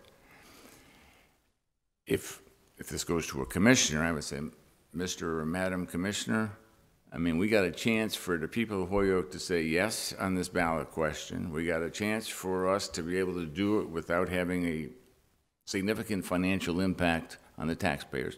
And even doing that, we still end up providing additional funding for educational services in the city. And, that, I mean, if I have to go to talk to the commissioner, I would gladly do that. But to me, that just is logical. I mean, I'm not trying to take away from the educational quality. Yeah. In fact, I'm trying to support the educational quality, but I'm also recognizing that there's a little give and take in both sides providing some funding. And I know the schools can't provide the entire funding. I understand that. But it certainly appears that there's a potential of providing some significant portion of the funding, which I would think would tremendously enhance the chance. Yeah, we can look into that again. I don't know what, I think it's doubtful based on what we've learned thus far, but again, we want to do our part. We know the significance of this to taxpayers, and I'm not here to diminish that at all. If there's a way that could happen, we would certainly would love to be able to reinvest. I mean, we think the buildings are that important to the future viability and success of the school system as part of the larger educational plan, that we can certainly look and have conversations about to what extent there is some opportunity to do what you just said. Yeah, and I would love to be able to talk some common sense to those people if that's necessary. So you can tell them I said that too. Yeah, I'll send them your way. So okay. No, but I'll make sure I tell them you have a baseball bat in your car. That's true. And I have many more in my garage. Okay. Okay, any other questions on that? You want to hit, Joe? Okay. Well, you want to I'm certainly willing to have other people ask questions. Okay. All right, so number 9, Once construction is completed, please describe how students will be selected to attend each school. How many students will be bused to their new school as opposed to how many are bused to their schools now? And I know you I think did we talked indicate about this. Yep. Is there any, I mean, I think we did talk about this, that we want to engage in a process to look at that, look at the redrawing the line. So we did talk about that earlier. And, you know, busing, I think, like I said, we don't see significant savings in transportation other than special education at the middle school level. But you got enrollment zones. Is it a potential in that you're looking at enrollment zones? I'm assuming since you have enrollment zones, or your plan is to have enrollment zones for elementary schools.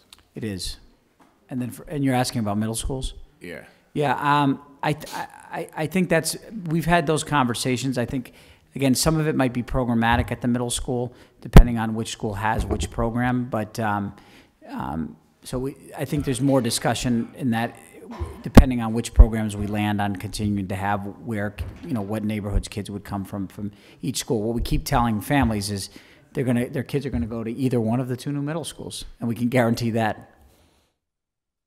Okay. And then you do, students who are in a specialty program in elementary school would be guaranteed a seat in the same program in the middle school. That's correct. So that's like the dual language program. Yep. Okay.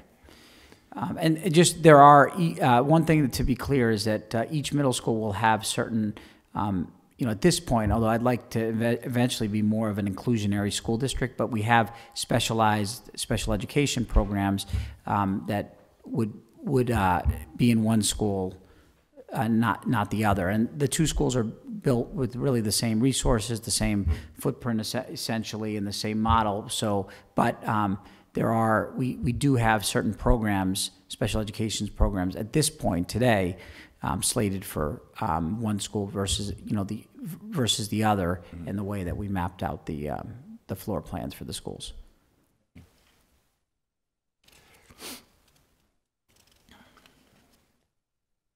Okay, number 10 was please describe the educational advantages for each student would get at the new school as they cannot get in their present school environment. How many students would be expected in each class? And how many different classes do you expect to have? Yeah, so I think we talked about the number of classes. We expect to have, 8 classes per grade level at each of the two schools, teams of 4. The class sizes are what we now have as our maximum, our ratios that we keep now. We don't plan to adjust those for middle school. So that wouldn't change. We expect to have about 550 students at each school, which we see as the sweet spot, which is small enough to not be overwhelming, but also large enough to have some efficiencies of scale, is that 500 to 600 student range. It's a school that's going to have classrooms that fit the size of our students. That's going to be ample size, which will provide higher quality experiences for our students. There'll be smaller classroom spaces for tutoring and intervention and more specialized support. A school that's built with the therapeutic supports in terms of air quality and the types of materials that are used that are much more not as harsh and prison-like as some of our schools are now. Having ample spaces that are flexible for project-based learning. We don't know what education is going to look like in 50 years. So we got to make sure that they're nimble enough to make adjustments, to have spaces that could be multi-purpose, where students can collaborate, big project room spaces. There's an engineering space, there's music spaces, there's an art space, obviously heating and cooling that's appropriate, air conditioning or in schools. Definitely a school that has all the safety features. We're obviously concerned with school safety and having a vestibule where you'd have to, before you have access to the school, you have to check in first before you can get into the rest of the school facility, similar to what Dean has, which we don't have at any other school. Mm-hmm. A school that's really preparing our students for what high school will be, which is our pathway, our academy model, our academy models. And so we've set up the schools to align to the types of learning experience that we now expect students to have as they move through high school and then into college and career. So that's, those are some of the highlights. Story, I don't know if you want to add anything to that, but. I mean, the only thing that jumped out to me was just that in contrast to the existing conditions, two things are really important to note about these schools. One is, while we talked about those 4 classrooms and those teams, the special education spaces are distributed throughout the school in a way that makes them age appropriate as well. So students are not segregated away if they're in a special education program. We're moving as close as we can to get those spaces really a part of the team. So that 4 classroom plus, a functional classroom, and those therapeutic spaces like OT-PT, they're within the building rather than, shunted away. So that's, I think, also a really important issue for the district, is to be sure that special education spaces are really appropriate, and those small spaces that really allow services to be where students are learning in the core classroom, so that you're always pushing towards inclusion, and that the classroom sizes are, the advisory building committee, specifically when we talked about the movement towards inclusion, wanted to be sure the classroom sizes were large enough to be sure that as you're incorporating more students who are currently in sub-separate programs into the classroom, you have a range of learning types in the classroom. You have a larger classroom space to do that in. So Lawrence, for instance, is a school that currently has about 800 square foot classrooms. That's below state standards. It would be really, that was one of the challenges when we looked at it, is how we could renovate to accommodate that. So the new schools are actually all roughly at about 925 feet per core classroom, as well as having like a half-size classroom for ELL and a special education resource room. So it's just, Dr. Zreik always says flexibility, but he doesn't mean open plan. He means more varied space type to allow you to adjust program over time and make accommodations as things change, because we're in 21st century learning finally, but it's still evolving, and that's so the other thing I was going to say is, it's been a big goal. We actually convened a group of 20 teachers and met with them 6 times for lengthy sessions with Whitney involved, to try and actually gather teachers across the district to input towards the plan. And what became really obvious is the need for different types of environments for different types of teaching.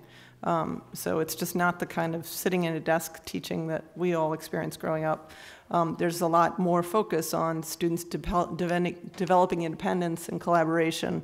So you need different types of spaces to allow hands-on learning, presentation, collaboration.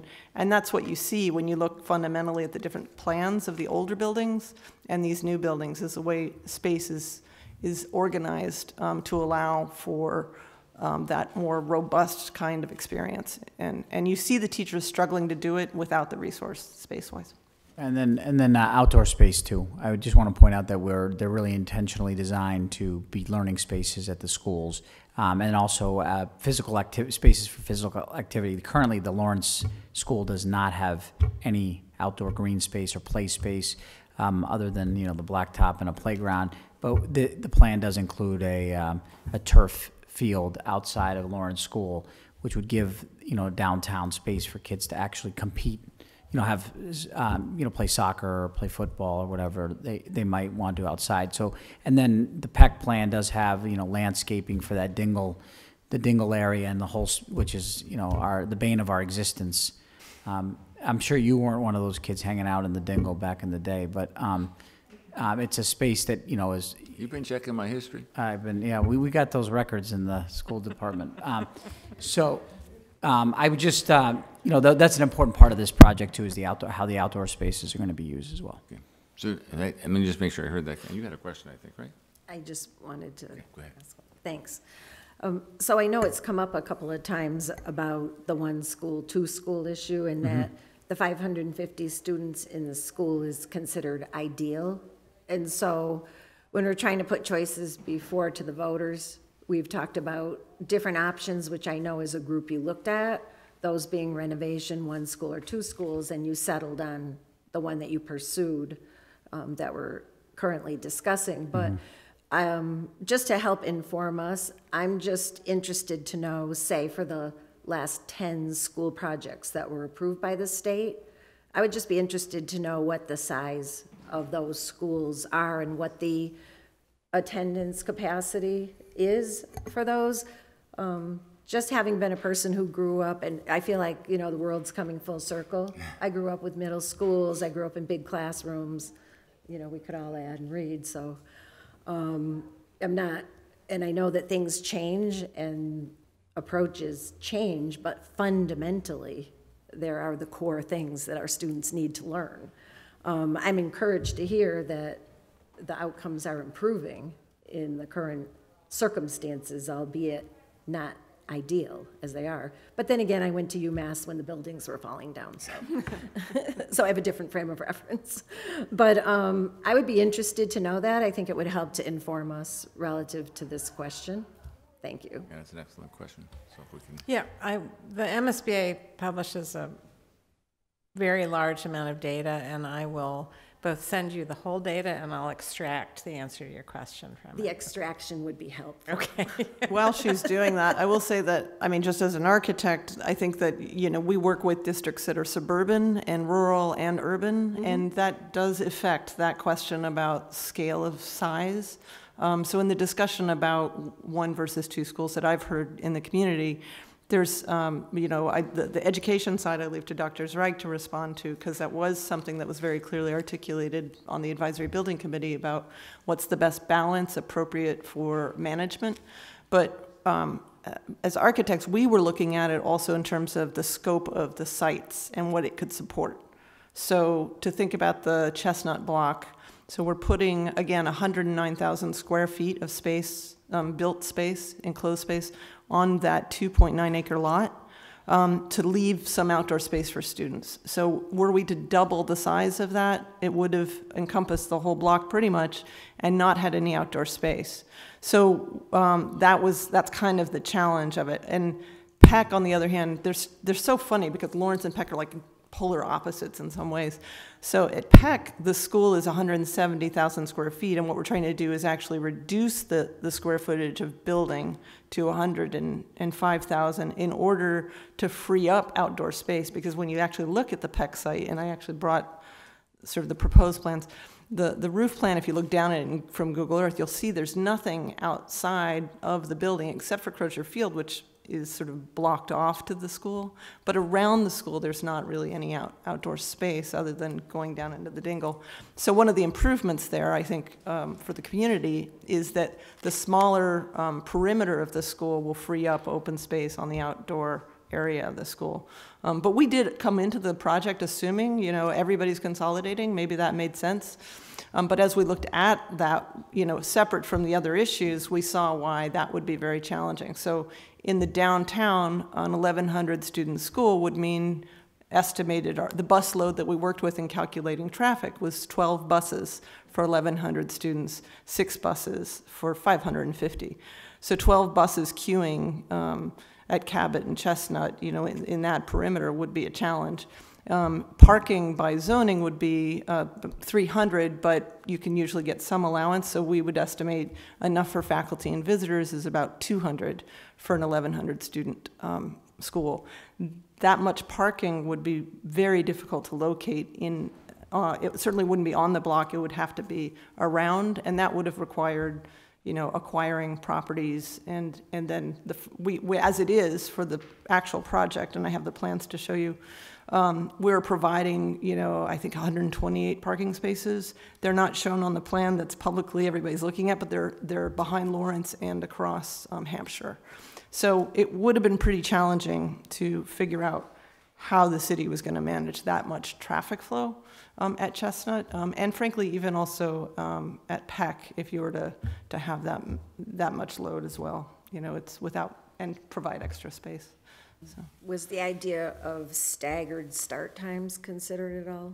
We don't at this stage get into that level. There's a level of scheduling that's explored by the district of day scheduling, but they're not at the point that they're, again, it's sort of like the redistricting. That's part of the transportation planning. So. Well, I was more thinking from the perspective of being able to accommodate more students in one building, where some of the discussion that I heard, or the takeaway I had from it, was that they felt that was too many students to have in one building. Right. And so I just wondered if, as part of that analysis, if the idea of, you know, how you can physically separate Right, but we wouldn't be able to stagger the In a parking, larger so, building. So I'm not sure if that would have affected I was just the interested scale to of the know. building or the parking requirements, but. So we're working to the space that was designated to build. Well, we looked at an 1,100 student option, and we did look at that. In fact, the MSBA requires that that be looked at so that you all have that information. So there was no effort to not explore it. It was looked at Chestnut. We did not look at an 1,100 student option at Peck because of the fact that the existing 1,000 student school was considered too much building already. So that, and it really didn't make any sense to look at it there. So would it be possible then to put that as an option forth to the citizens if we are moving forward with a ballot question, although not deemed to be the most desirable? No, unfortunately it wouldn't, because the process is that, as I think the We have to lawyer start explained. over. Yeah, you'd have to start over and come up with that process, because the process we went through at a feasibility study level, it goes through phases. First, you're kind of looking at those options, then you're eliminating going further, and then you're taking your final options and designing to a detailed cost estimate. That hasn't been done.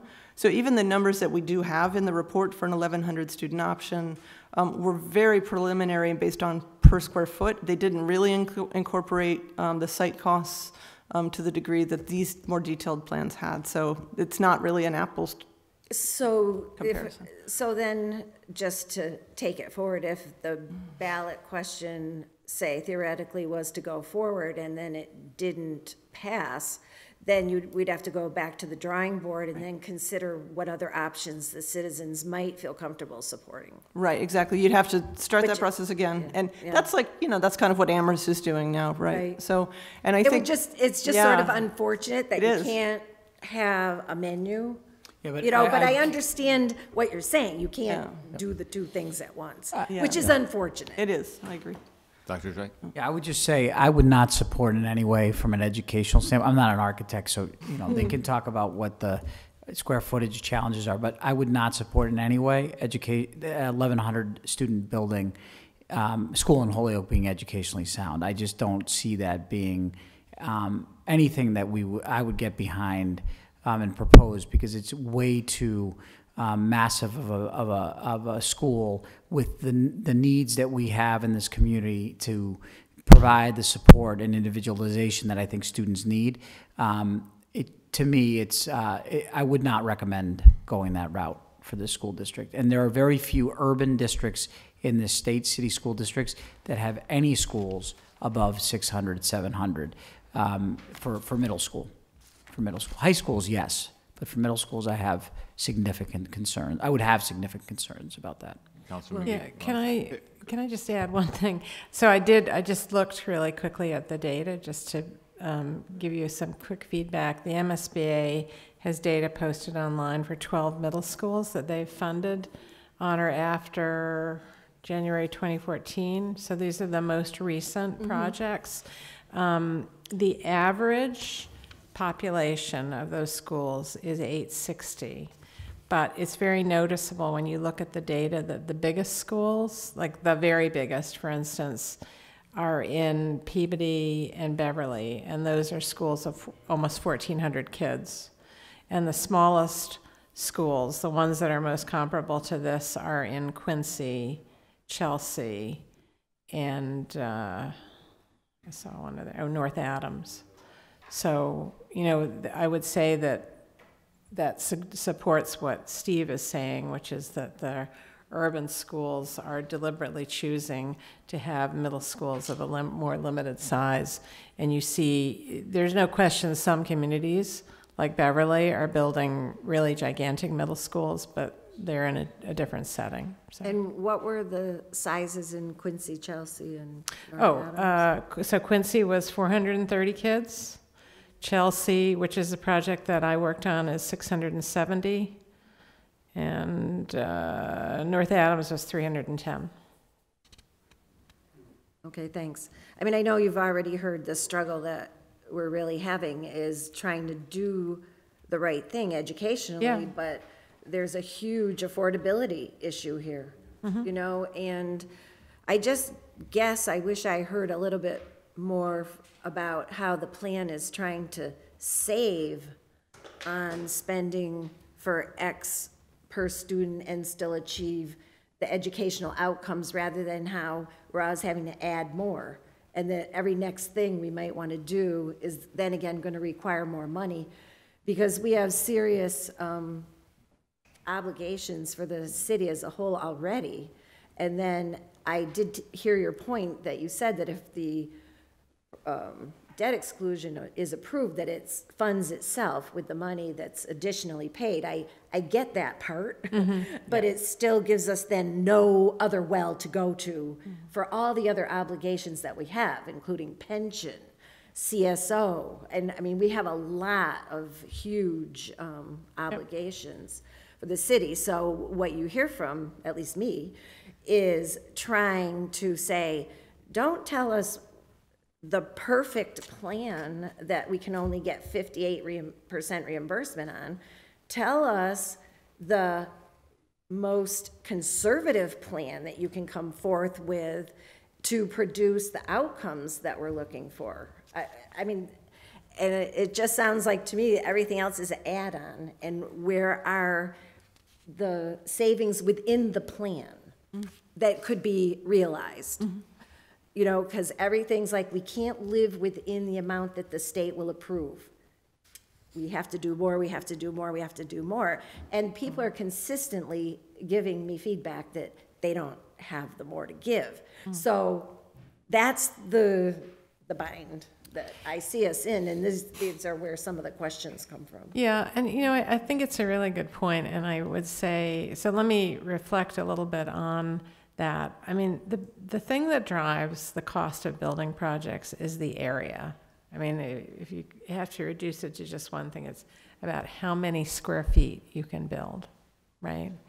So I will say that I think Jones Whitsett, working in partnership with the building committee and with the teachers group, has worked very hard to minimize the area that is being built in ways that have where they've made every effort to make spaces count for twice. So everywhere that there was an opportunity to have a space that is, you know, sometimes people use the word multivalent, a space that can be used in multiple different ways, so that the efficiency, the level of efficiency at which the building is being utilized is very high. That's been taken. I think when people look at these buildings, they see what looks like, you know, a brand new car with all the trimmings. What they don't see is the efficiencies that you get with a good designer who's made a really collaborative effort to make it super efficient. Yeah, and I'm not arguing that point. I'm simply making a cost point, a flat cost point. Right. Councilor McGee? Yeah, just because we kind of jumped to 21, question 21 here, which is what we did. And I think for those who are at home watching, and for here in the audience, it is kind of an important piece to understand what we have before us. The question before us would be for 2 new middle schools going on the ballot and funding it through 2.5. The question that's always popped up is, well, why can't we do one, rehab one, and go forward with that plan to help cut costs, or do one now and then come back to a second one later? And really, it comes to, and the answer is here, if the city chooses to vote down, whether it goes out to a vote and it dies within the community at a ballot, or it doesn't go on the ballot, however it dies, then the MSBA, we'd have to go back to tell them that we have to reapply because what we put before them is now gone. So we can't just change it arbitrarily going forward and say, we want to do one school. They have 2 schools on the docket.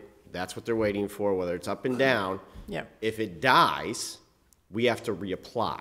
Right, that was clarified. Which then is, what is the time frame? You know, always do worst case scenarios. It dies out in the public. What would we be looking at in the sense of, if we reapplied, what would be the time frame to get one new school? How is the MSBA going to look timeframe wise? And because it was mentioned, Amherst. I know Amherst went to a ballot question probably 6, 7 years ago, maybe 8, and it died. It wasn't quite that long ago. It's just, I think it was more like 2 years ago. Oh, was it? Yeah, It's like 2 or 3 years So ago. 3 years? Okay, so it took 3 years to get him back in the cycle. Can we get quicker any way, shape, or form, or no? I mean, the process, there are 3 submittals that have to be developed. You all have a copy of those, you know, in the city council chambers. Each of those submittals has to be completely redone.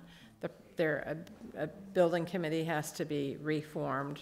The process has to be followed, the community meeting. Everything that we've done over the past, you know, let me call it a year and 6 or 8 months, plus the vote has to happen. So I would call it 2 years at a minimum. At a minimum, 2 years. Okay, I also want to mention that the MSBA's requirement begins with develop an education plan. And that drives a lot of the design process and discussion. And that they don't give you the latitude to compromise on state standards for square footage, for many things. So that's part of it. It's a fairly tight space to be working in, and it doesn't look anything like the existing schools in the city. You are bound to work within their expectations. So you would also have to go through the process of forming an education plan that your district and your superintendent is supportive of. So it's forcing you to do a compromise of the educational goals and the fiscal conservative nature of the community, and those have to work together through that process. So you couldn't redefine just around what people who oppose this project wanted to see. It would still have to work through a lengthy education process, and that's a challenge too, I think.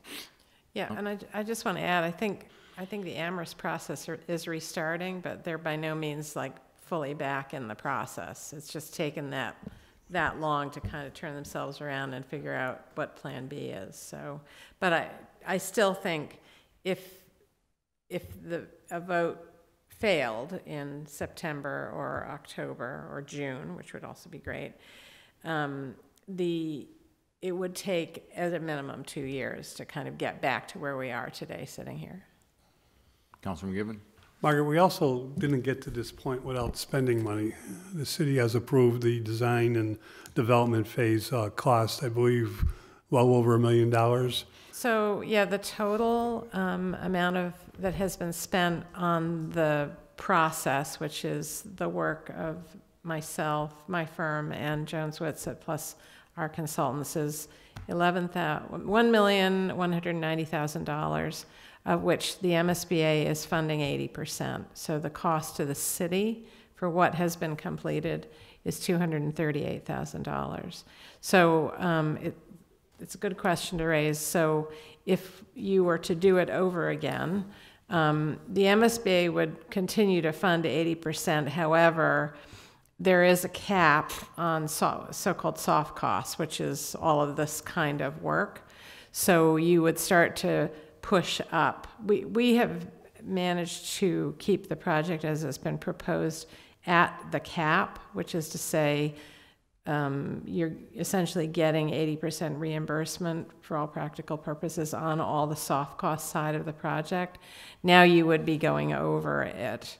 So presumably when you did the math at the end, you wouldn't get reimbursed on the second process. I mean, they'll tell you you will, but in fact, if you're going to exceed the 20% cap, everything beyond the 20% is not reimbursed.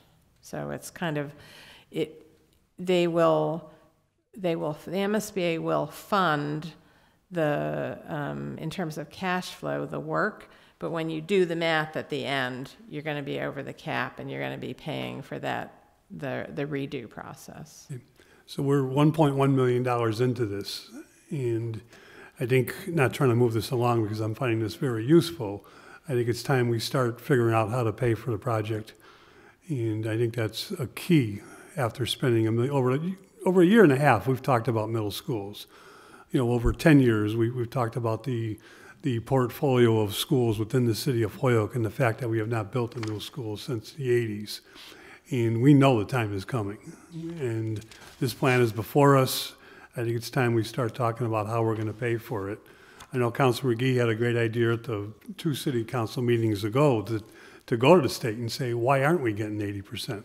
Which I think is a key, which, Margaret's the first person that enlightened us as to that formula. And I've seen a lot of discussion both in Boston and the local level on the fact that a gateway community such as Holyoke, the lowest income population of the entire Commonwealth, is not getting 80% for the entire project.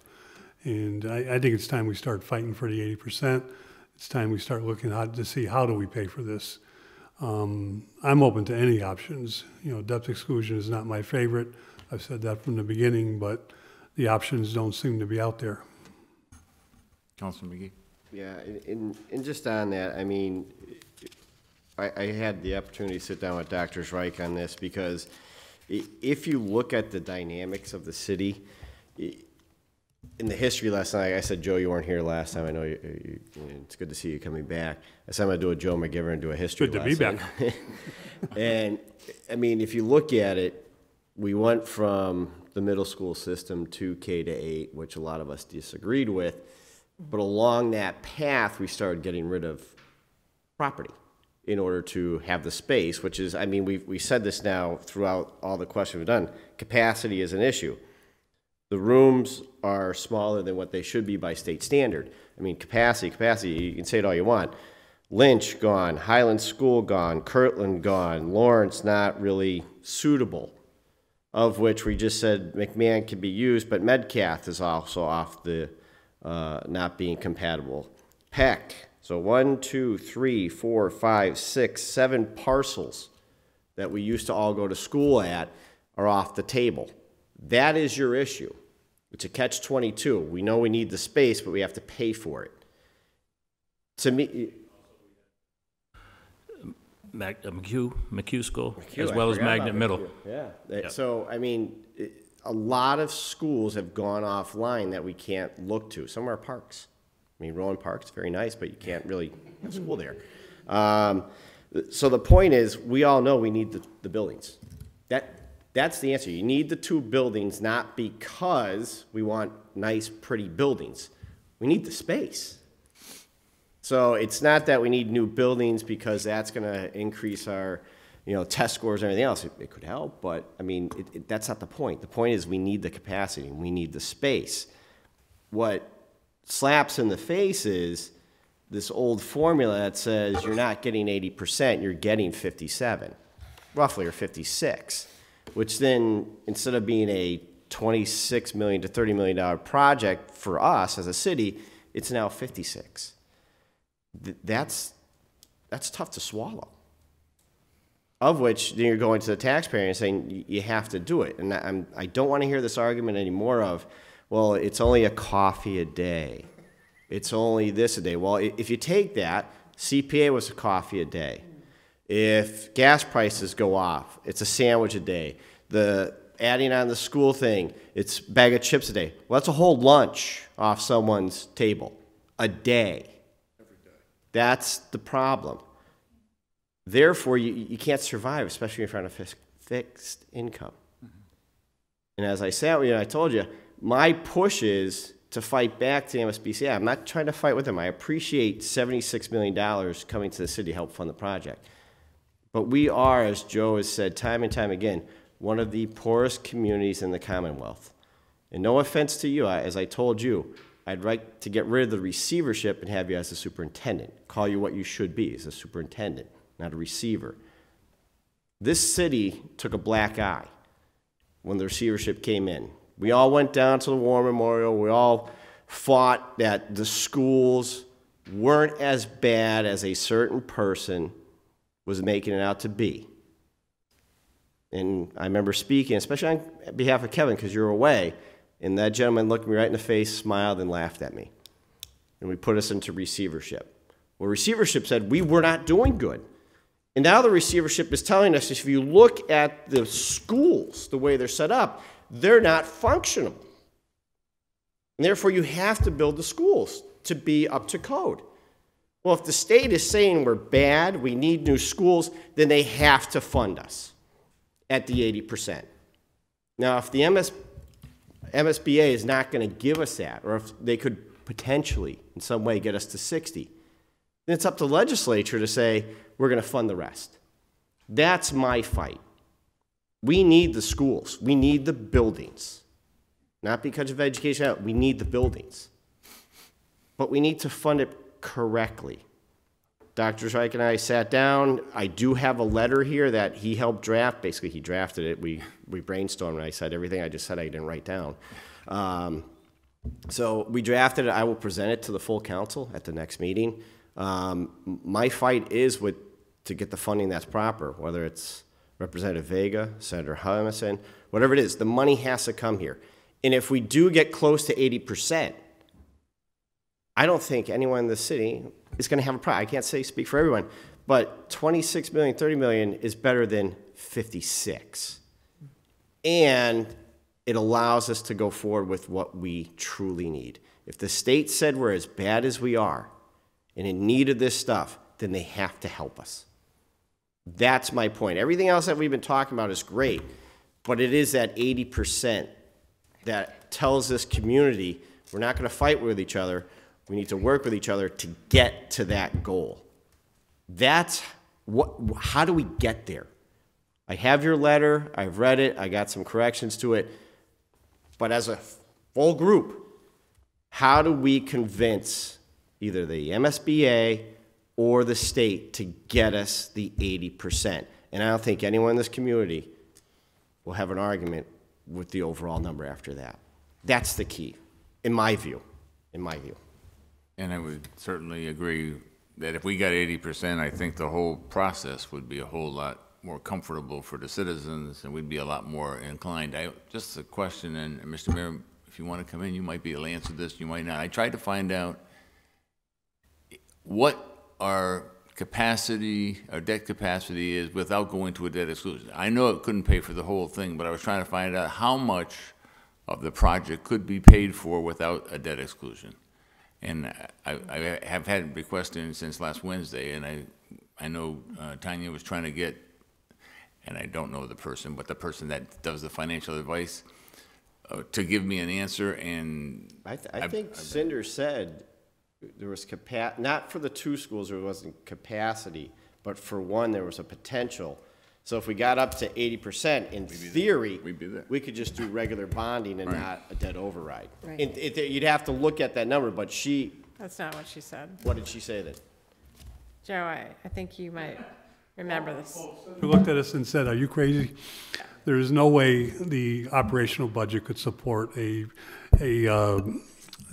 bonding, any school bonding itself. She understands our full, and I think some items were mentioned here this evening about, some big plated items that we're facing as a city in terms of operation costs. We're a city that is not spending money on capital improvements the way we should be. We're not spending money on our infrastructure the way we need to be. And yet we're sitting here and trying to take from the operational costs to pay for a new school building. That doesn't mean that there aren't other options out there, which we're trying to explore, but she gave us little hope that we should or could do it from the operational budget. Mr. Mayor, you can come on in and say if you want.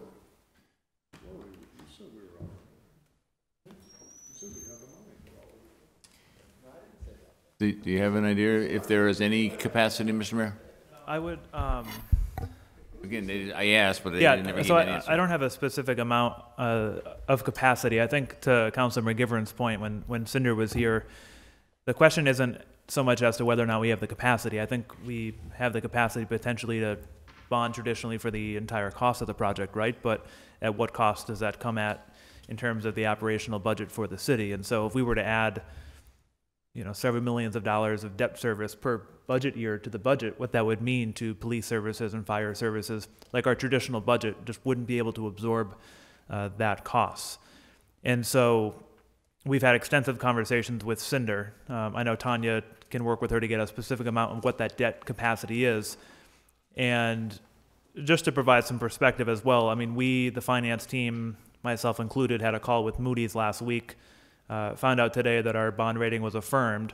And one of the reasons it was affirmed is, number one, thanks to the City Council, they approved the increase in the sewer rate, so it provided some budgetary flexibility. And so I wanted to state that.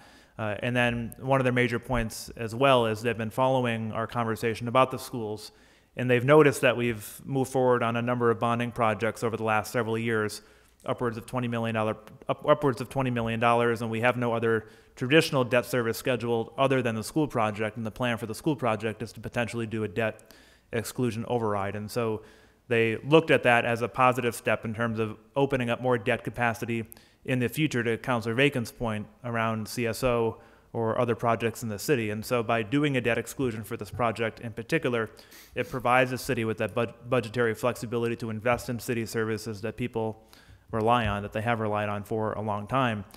And just, you know, I know there's been some talking points too about management of the city budget in general. I mean, when you just look at the last 8 years alone, you know, one of our biggest taxpayers in the city closed. Our assessed values overall of all property in the city went to a historic low. And throughout that same time period, our budget over 8 years has grown about 1 or 2% in an 8-year period, which again points to sort of the conservative management of the budget over the last 8 years. And now finally, 7 or 8 years later, we find our total property assessment of the values in the city back to where it was when the Montauk coal plant closed, because of new growth, because of property values going in the right direction. And so the budget has been managed well, and that's why over the last several years we've grown our stabilization fund. Our bond rating has been improved, affirmed this afternoon. But when we look at the debt exclusion override for the schools, I agree. I mean, the more obviously we can get reimbursed from the state, the better, but we're operating in a system, a bureaucratic system, obviously that tells communities how and when and why they have to operate under these particular rules. And so I've been happy to advocate for more reimbursements. I've asked these same questions in meetings a year and a half, 2 years ago, like why isn't only 60% or 58% and not 80%? And we've seen this to some extent on other projects. We know that certain spaces within certain schools, gyms or whatnot, aren't reimbursable. And so some of those things wasn't new news to me. But the point about more affluent communities getting incentive points to effectively have a higher reimbursement rate than communities like Holyoke was more problematic, right? Because there was a discrepancy between communities like Holyoke and other communities that were effectively getting a higher reimbursement rate. But the question is, like, what kind of city do we want to be? What are the services we want to continue to invest in? And if we want to traditionally bond for this, at what cost, and at the cost of what other services the city provides? And I would make the argument, even if we get to the 80%, that we still move forward with the debt exclusion override to make sure we have the budgetary flexibility to invest in the things we need to invest in the community. So just to inform on that point, when Cinder McNerney was here, we talked about the debt service, and her estimate, according to my notes, was that if we took out a regular 30-year bond, the problematic part was that there would be a $3.7 million yearly cost to that bond. And given that we've been spending up to the max in our current city budget, and I think last year we cut very little from the budget, that is the part where she said you would have to be picking and choosing between your core services with that level of debt. But I think, to Councilor McGee's question, or whoever asked it, you know, what is the current debt carrying capacity? That's a different question. And that's a good point, Councilor Bacon, the $3.7 million number a year. So how could we absorb that, right? And at what expense could we afford that? And I would say to the conversation about reforms moving forward, because there have been some folks that have said, well, let's do X, Y, and Z before we put the burden on the taxpayers. Let's look at pension obligation bonds. Let's make other progress in the city. And I'm not opposed to that. I think we need to have those conversations. I know we've talked about them in the past. And I recognize the average tax increase based on the average value of a home. But with the commitment that we're working on these projects, but if things continue to move financially in the direction that the city is moving in, with increased values, with new growth in the community, with pursuing ideas like pension obligation bonds. And we're moving away from the levy limit, hopefully within the next couple of budget years. We'll be able to go to the taxpayers and say, yes, we traditionally raise taxes every December. The rate went up on the commercial and the residential. But we recognize that we put this question before the voters, and in an ideal world, in my opinion, it passes. But we recognize, given the budgetary flexibility we now have, the city makes a commitment to stabilizing the traditional tax rates or potentially providing relief over a number of years, depending on the performance of the city budget, growth in economic development, and other indicators. Because pension obligation bonds, one example, we're not going to be able to figure that whole challenge out in the time period allotted to make this decision in the current MSBA calendar. But that shouldn't be a breaking point for us, right? Like to put that on pause while we do that. But it doesn't prevent us from moving forward on the school project, but continuing to aggressively have that conversation as a commitment to the taxpayers to say, we take this seriously, we understand the burden we're putting on the residents of the city of Holyoke, so let's do everything we can to be able to lower the traditional tax burden on the other end of the city, and have these serious conversations about that. Councilor Bacon? So being one of the people that the mayor's talking about, I think some of our citizens at least are looking for us to actually be doing some of that now. That's what they're calling upon us to do. I mean, some of us in the room have stated our age. I haven't stated mine, but I'm closer to you than maybe you think.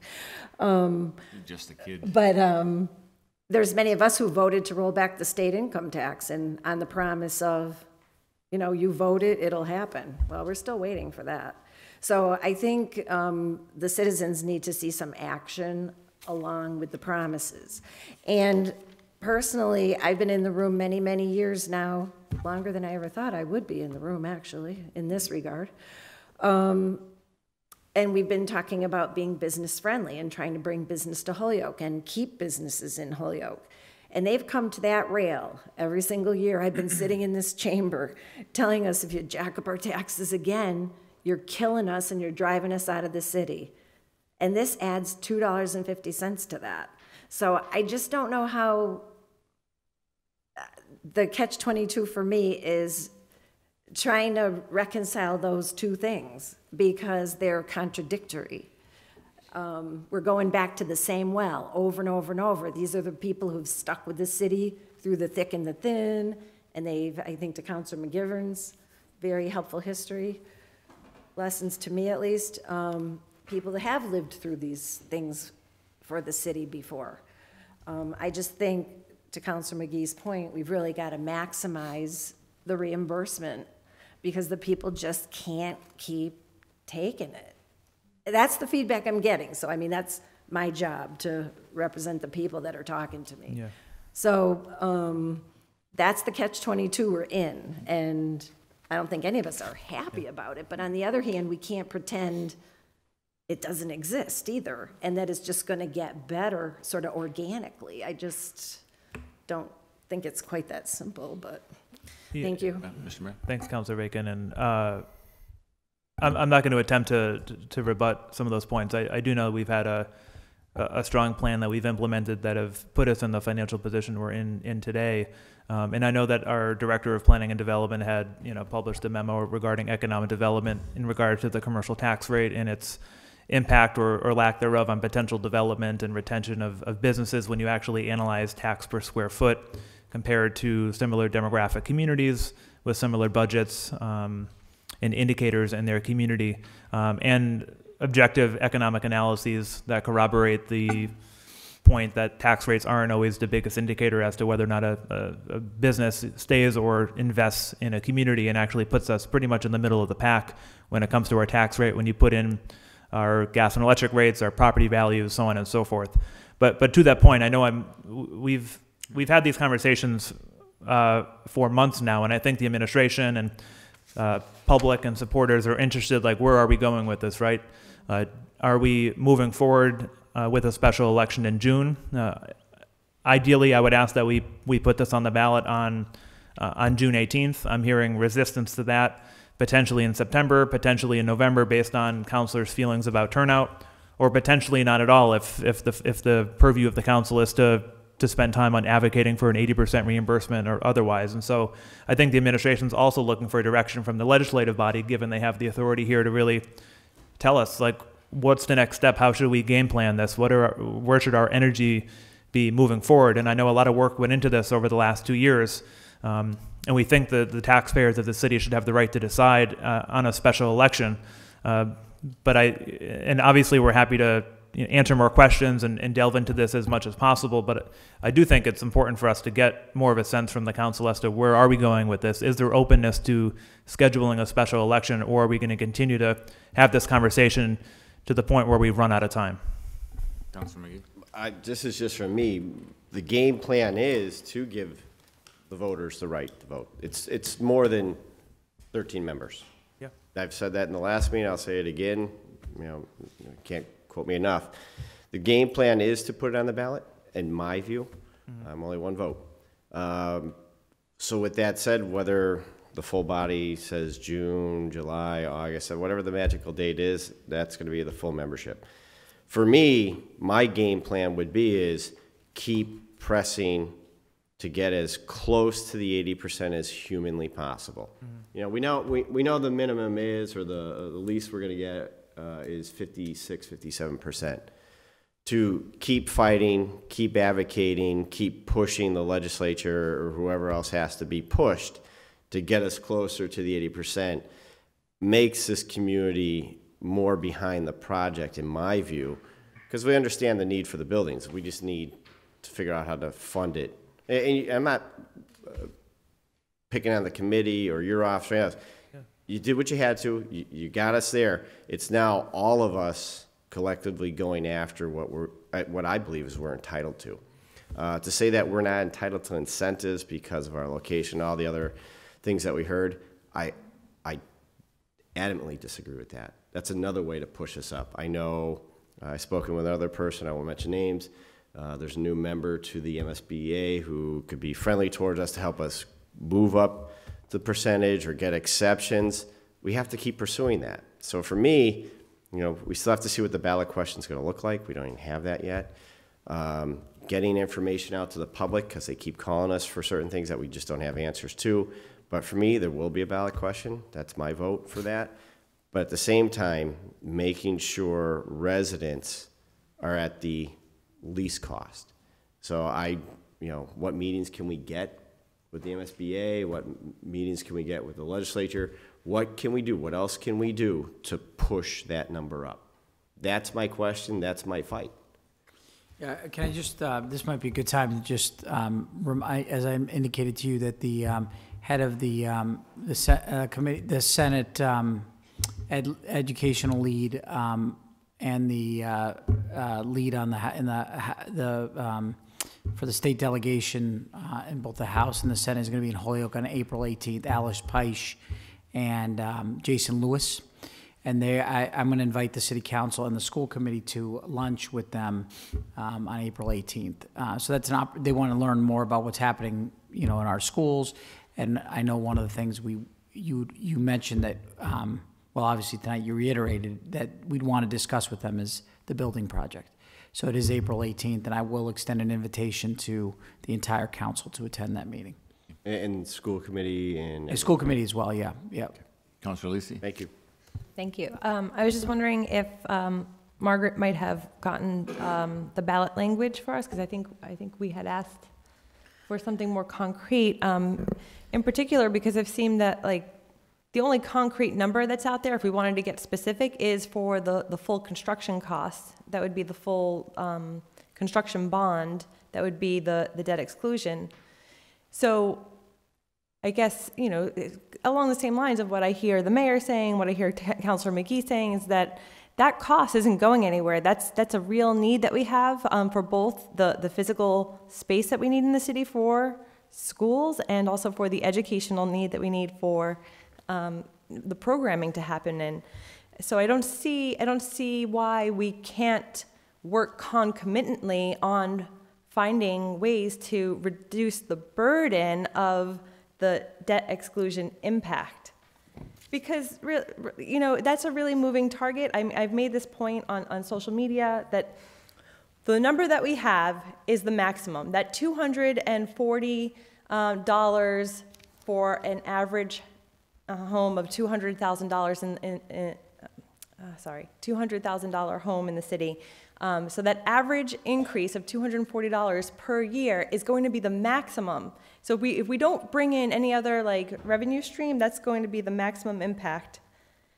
And there's going to be a fight with, you know, the state for getting closer to that 80%. I think that the mayor has already like discussed ways of looking creatively. I know that Councilor Sullivan has also talked about ways of looking creatively at different revenue streams and how we can create savings and reroute it into debt services. And so I think that it is in some ways a leap of faith, but if we have some sort of faith that as like a government and as a community, we could work together on doing something creative and meaningful, I mean, that's what it takes at this point in time. We need to do this.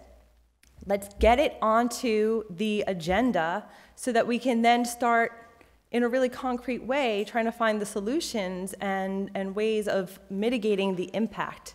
Pushing it out is going to just increase the burden that we have to deal with because the costs are going to rise. Whether it's just 3 months or 3 years, like we see Amherst doing at this point. So I think we really need to kind of enter the realm of reality and see this as this is happening, and how so it's.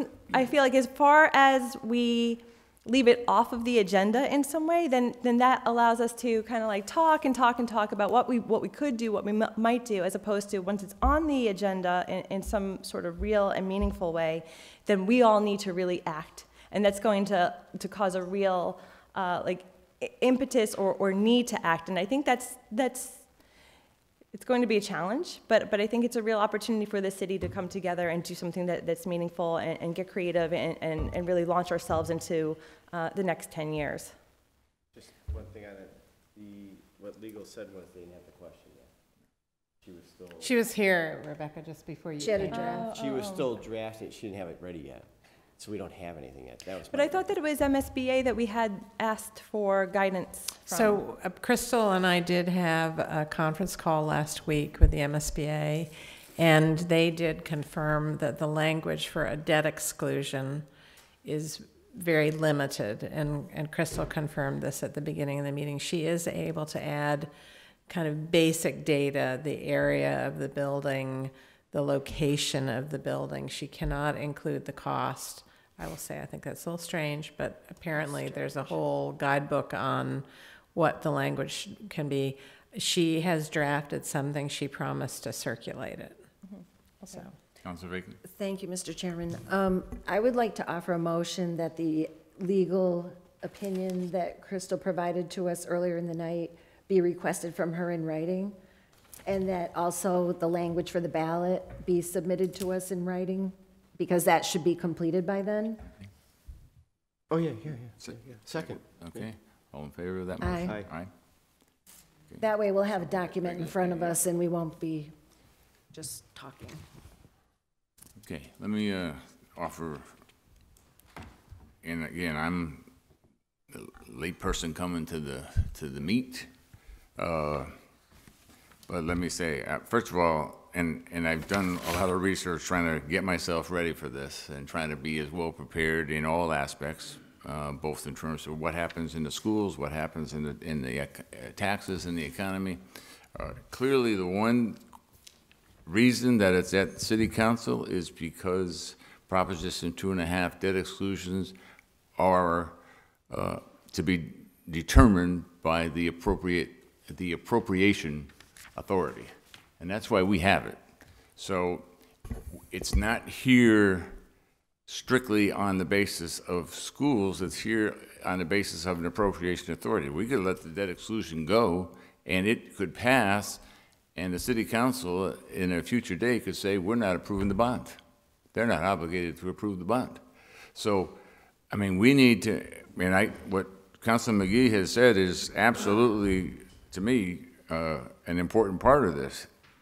If we can put a question on the ballot and know that we have increased the percentage, or we have found a way in other aspects to lower the cost, then the chance of those projects going forward is tremendously increased, in my opinion. If we don't do that, and again, we can talk about, you know, we hope it's going to happen. This is what we hope is going to happen. This is not going to be an impact. I mean, there's a lot of different things here that I'm absorbing. I'm coming to this trying to be a totally neutral party. I'm trying to find out what I think I can support on the basis of what can we do education-wise, what can we do financially, and how can I make that the best? And I've told people this, that keep asking me, and I get people on both sides. Believe me, I've gotten emails, I've gotten people talking to me, stopping me and Stop and Shop and telling me this and telling me that, and they're all polite.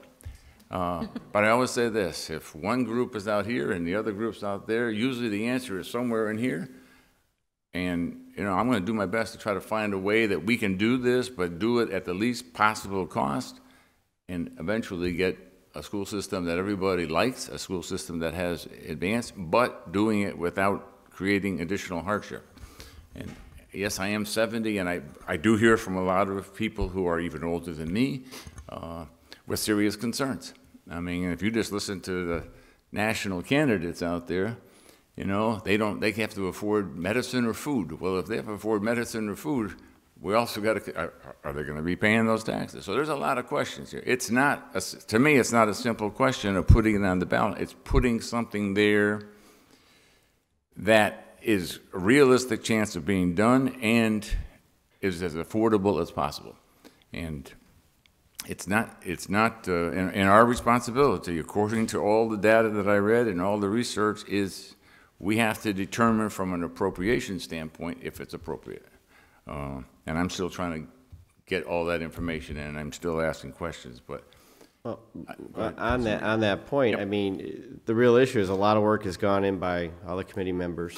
The community as a whole has had a say on it. The mayor's office done a lot of work. The real fear I have is, as is, it goes out there, whether it's in a special election, November, or whatever date is approved, and it fails.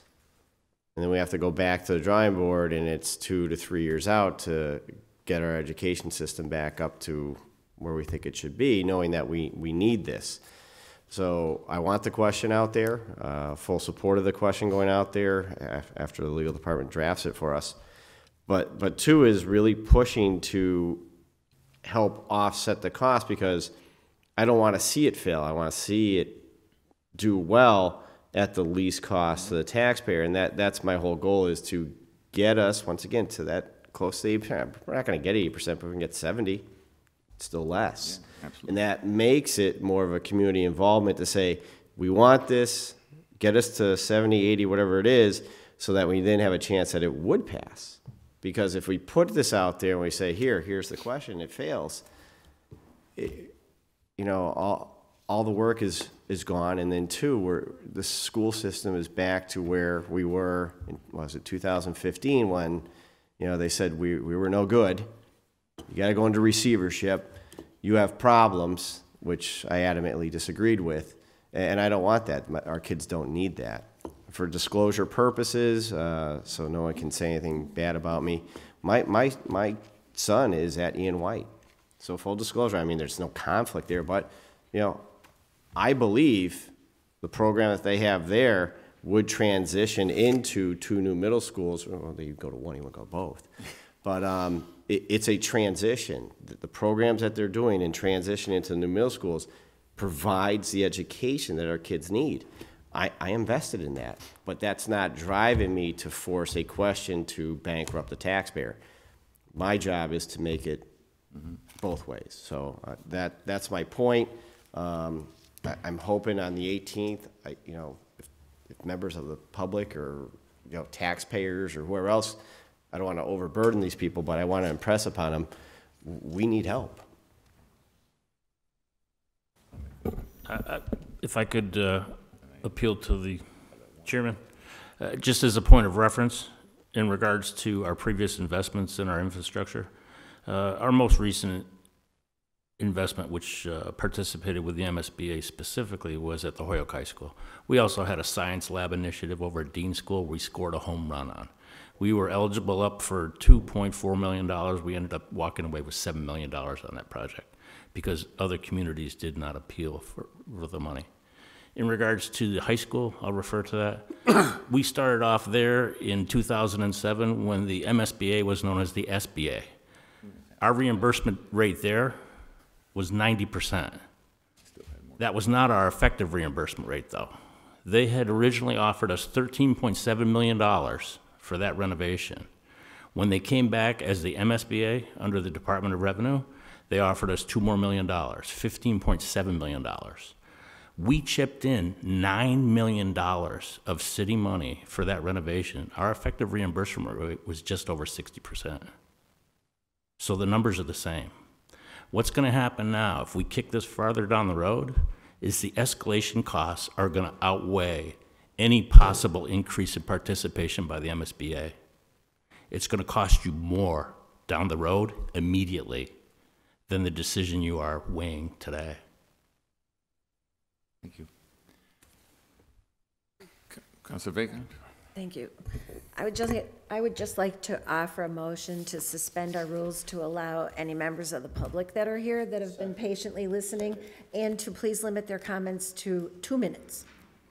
Strictly. And I am going to be the hammer here. I do have the baseball bat right underneath the desk. So if you would like to offer some testimony, come to the microphone, give me your name and your address.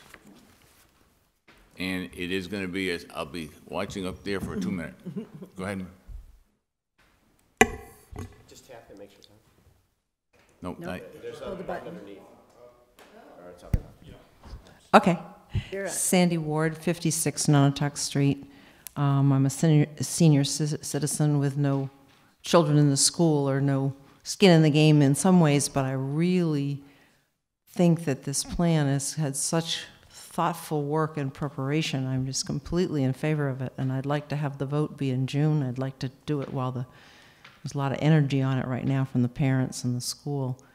And I think that the arguments to try to, I hear a lot of people trying to avoid the $50,000 cost that's estimated for the special election, and that's peanuts compared to the escalation costs of, if we even just went to a November, it sounds like a November election pushes things off, so there'd be another 6-month delay. That would be, I think that'd be half of the $250,000 in escalation costs. I mean, just, we're not looking clearly at the consequences of not voting soon.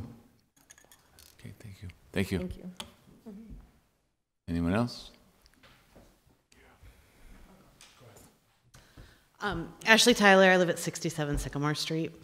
I've been crunching a lot of numbers. I've heard from the committee that all you're hearing from is people on fixed incomes who can't afford it, which is not the majority of our community, and I'm not saying that we ignore their voices, because they are important, but there are a number of people on fixed incomes who are behind this project.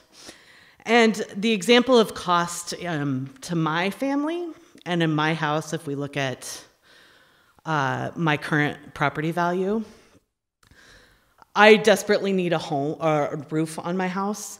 And if I took the savings from the tax override, the debt exclusion, and saved it every year for a new roof, it would take me 85 years to save for my new roof. So, in that aspect, the debt exclusion on my family doesn't make really that big of a difference. And I know for some people it might, obviously it does, but I think for the majority of the community, it probably doesn't. I don't live in a $1 million home. I live in an average Holyoke home. So that's just what I wanted to say from my perspective. And the people I've spoken to on both sides definitely believe it needs to go to the people for a vote for the community to vote on this project. Thank you. All right, thanks. Anyone else? Kevin Jourdain, 18 Raymond Avenue. I'd like to just make a few points. First thing, we started the conversation this evening relative to the campaign finance rules. I hope and I intend to personally help enforce to make sure that no public resources are used for the purposes of advancing this, such as advocating for this on the Holyoke Public Schools website. Let's just start there with testimonials about why this is such a wonderful thing. That's a use of public resources. That should be referred to the Office of Campaign and Political Finance right there. If you want a case in point of inappropriate use of public resources, you could start right there. There's plenty of other ones. Let's get back to the point about the issues related to the 80%. So yes, we should have the 80%. That should be in place. The City Council should not advance this ballot question in the absence of that. The notion that you're given all these tongue-in-cheek prayers, Councilor McGee is 100% right. We should get the 80%, but to say, well, we'll put it on the ballot and then we'll hope and we'll advocate, the fact of the matter is these people are going to be taxed, and maybe or maybe not we will get the 80%. Those type of assurances should come first. Second point is there's 3 years before the bond takes effect. These alleged government reforms that we heard very articulately at the last meeting, we heard again here, I heard for the last 6 or 7 years of the current administration when I was council president. I just reminded of the 15 vetoes we had to override for every piece of government reform agenda that came out of the current administration, and to believe that pension obligation bonds are on their way and all these things. What's going to happen is very clear. Public will be taxed. None of these things will likely occur. There won't be an impetus to have them occur. This proposal is nice. If we had 80%, I agree there would be a community consensus probably around it because the tax impact would not be that much. Secondly is if we had assurances that the $700,000 in savings would go towards the bond payment, you wouldn't need a tax override. This tax override is not needed if we went and had a proposal that was fiscally responsible. This proposal, as currently constituted, is not fiscally responsible, is an enormous burden on the public. They cannot afford it. We already lost, you hear all these groups like Neighbor to Neighbor claim how wonderful it was to shut down the Mount Tom power plant, and we lost $6 or $7 million now. Now this proposal will increase the taxes of the Holyoke Mall, $608,000 a year. 15 seconds, Kevin. Yep. So this enormous burden that will be put, and let's try and close them all now down, too. That'll be the next one. The taxpayers can't afford this. We need to give proposals that are responsible, and one of them is to renovate, one of them is to get the 80%, and then we probably could coalesce around a new proposal. So those are the things the council needs to ensure. That's why the state has created a high burden with the 2/3 vote. You shouldn't do that. You're here as a check to hold these people accountable. It's not a blank check. Thank you.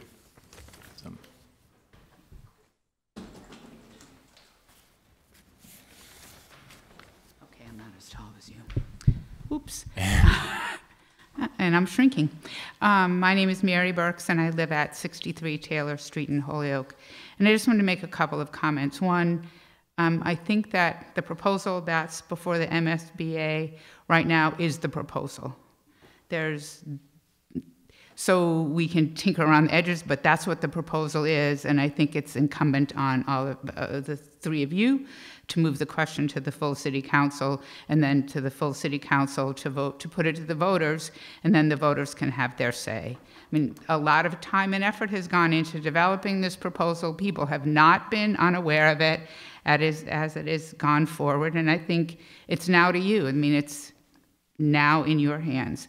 I just want to make two other comments. While you're watching the clock, I can tell. I'm just looking at you, Mary. What? I'm just looking at you, Mary.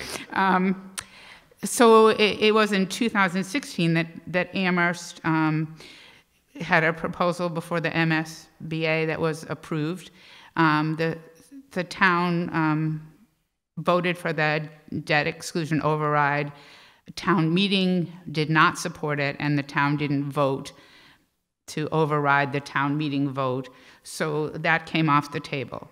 They went back this year to MSBA for funding for building renovations, and MSBA denied their request, saying in part that there were lots of other requests. So I think to presume that if we don't go for it this time, even if we go back in 2 years, they would approve what we were doing. There's a lot of other people ahead of us in the queue. And, you know, I think the other thing that I wanted to comment on is that people were talking about the level of funding that we already received from the state. And it is very clear that the net school spending requirements are minimally adequate. They are, I mean, it says that in the legislation. It is not to give you the best possible schools. It gives you minimally adequate education, so our 13% that we pay for schools pays for minimally adequate education, and we're all trying to get the best possible results out of the funding that the state provides us and we provide. I think, and then it's very specific what you can use that money for, none of which is building.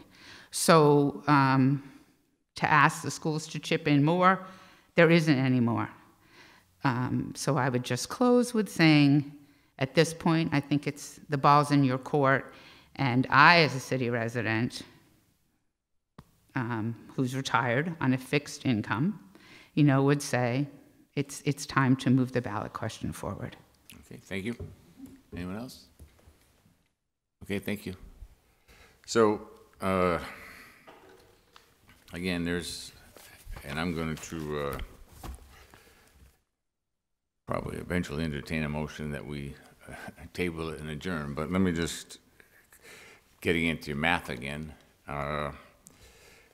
because all the designs for the school said 550, but what you gave me in terms of potential enrollments was 672. So, two things. Number one, what is the ideal enrollment for a middle school classroom? Is it 20? Is it 22? Is it 25? What is the goal? The so I think the 675 you're talking about, you were, I think, adding probably Peck and Veritas together. Is that the two numbers you're looking at? I'm going by what I was told, that each school would have 18 to 24 classrooms of 22 to 28 students. And my math skills are good. I think you're not counting the special education students then. It's the enrollment of the district currently at middle school levels is 1080, I believe. The enrollment, the proposed enrollment is 1100, so slightly, you know, by 20 students more. No, but what I'm saying is, and I'll actually read it. So each school would have 6 to 8 classes per grade. No, so that's core academic. Okay, but let me just finish. For a total of 18 to 24 classrooms per school with 22 to 28 students per class. So I'm just multiplying those, and if I get 24 times 28, I get 672. So that's my point. I mean, as I'm reading this, and I know you say 550, and let me also say I added up the students, if they all stayed in the Holyoke Public Schools, to go to the middle schools, we have 1,200 and something students that would be going to those middle schools if they all stayed in our school system when we opened that school. So in effect, we would be about 70 or 115 students short based on second, third, and fourth grade students in our system right now, based on the enrollment figures. So we had to actually go before the MSBA and share our enrollment projections with them. They're very tight on their. I mean, they looked at they looked at the same things that you've seen, and based on what they see as our enrollment trends and what they see as our current enrollment coming up. That was the number that they looked at. It does not take into account the wow factor. It is an issue for communities, right? That when new buildings come on board, folks come back to the system, and the buildings can be tight. But they don't allow you to go above what the projections that they have for the school system. They're looking at long-term trends. And so what they projected for us was 1,100 students. They did an extensive analysis of it. They interviewed us about it. And so that's the number that we're going, that these buildings are being, that's the figures that they're using for these buildings. Okay, so let's say we do this, we do it, and we get the schools built, and we have 1,250 students. Where do those other 150 students go? It's not uncommon, to be honest. It's a problem for the community. It's sort of, but it also is something that the district did raise as a concern, and every district we've worked with has raised this. There's always this argument, how do you decide this enrollment? We disagree. We think there will be a bump, and there usually is. I mean, we were the designers for the K-7 in North Adams, and the state predicted a small bump, and they got a 20% bump, which is more than they expected. And it was an old mill town that nobody thought would draw people back to the downtown, and it did, young families in particular. So sometimes I think the MSBA may make a mistake there. In this case, the estimate that the state works from is 24 students per classroom. And I think you're working off the district sheet. I can give you a much more detailed space summary in terms of how those classrooms are counted, because there are separate special education classrooms that I don't think you're counting there. So the numbers is a little different, but nonetheless, assume that you're working on an 1,100 student assumption and you have 1,250 coming in. 24 students per classroom is not a crowded classroom. We've made sure these are 925 square foot classrooms, because it's very common for districts when this project is over to say, you know, we want to have a 28 student classroom, and 28 is that's why we made sure that we did make sure the school was appropriately sized to allow for that possibility, because it's extremely common for districts to have bump. You know, you have a third grade that's a little bigger, so you have to be able to accommodate that. So you definitely don't want your classes designed around your bare minimum at 850 square foot per classroom, 24 students. And they give you a range, and we've made sure that we're at a range, both because of the variety of learners and the potential of a bump, to be sure that you could accommodate 28 students in that classroom and still meet state guidelines. Can I just add one thing? Let me just make my point first, Margaret. Okay. You know? So again, though, we can go to, based on those numbers, to 672 students at each of those schools. I'd have to do the math. You're faster than me, I think. Yeah. So adding 4 students per, I mean, I'm used to a different space summary than you are, so that's part of it. I mean, I'm just. Your point being that there's capacity. I'm assuming there's capacity, Yeah. because I've been told that we can go from 22 to 28 students per class, and I just multiply the number of classes to come with that. Yeah. So that's a school that potentially could have 672. And So they're designed for 24, according to the state. The 22 was introduced by the district, because I think that's some of their numbers now at this age range are at 22 in smaller rooms. But the schools are designed for 24 and can accommodate 28. So it would only safely be adding 4 before you start to have some issues. But again, there's also a lot of spaces there that could become classrooms, because they're currently, you know, based on the inclusion model. There's different kinds of. You should look at the larger space summary and plans to get a better picture. Yeah, but my point is that if that did happen, we would end up almost with 700 students in a class. If that did happen. I mean, based on 672, we're not far away, so. Margaret. So, I mean, there is these buildings, the MSBA, in my opinion, I've never asked them directly, provides classroom sizes that allow for this flexibility that Doria is describing. But I also just want to point out, which I think is a little peripheral to what you're saying, but is an important point, that it is pretty typical when these buildings are built for people to come back into the district. And one of the advantages of what's been proposed here is that either of these buildings can be expanded in the future. And it's one of the, this hasn't come up, but when I think about the 1,100 student version, it's one of the disadvantages to me, because if you were to build an 1,100 student site on either of these 2 locations which have been identified, there isn't really room to expand. So if you had that kind of expansion, having the schools on the 2 different sites, particularly at Peck, where you're actually reducing the footprint of the existing building and creating, you know, really good quality outdoor space, you have the capacity down the line to expand the buildings. So in the short term, there's some flexibility within the building. The long term, there's space to expand. And at the end of the day, what the MSBA is really looking to fund are projects stand the test of time and have the ability to change and evolve as the education and the education style and the community evolve. So on the Chestnut Street location, how much expansion could there be? When we presented it, because they ask us to imagine that possibility. Because it's an L, we imagine, it takes away, frankly, a lot of the outdoor space, but we imagine that, the L becomes a U, essentially. You have to add a 1-story or potentially 2-story short wing. You would still preserve the play area that we've shown, but it would kind of create a little bit more of a sense of courtyard. So you would be bringing another leg kind of closer to the street. So you could add on, I don't remember, I'd have to look and figure out what the square footage assumption was. Council, they don't give you, rules. According to your either. numbers, it would be 22%. If it was designed for 550 and it could hold 672, it would be 22%.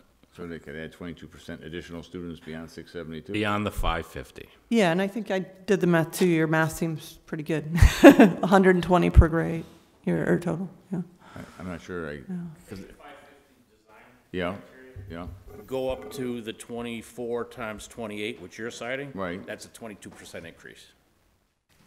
That's not expanding the building. That's just the capacity of the classroom. That's within the building. So you're not talking about expanding the building? No, she's saying that it's required that you anticipate the possibility. And it's not assumed that you're going to do that in 5 years. It's talking about, down the road, if there were a reason that you would, as a district, they want you to be building 50-year buildings.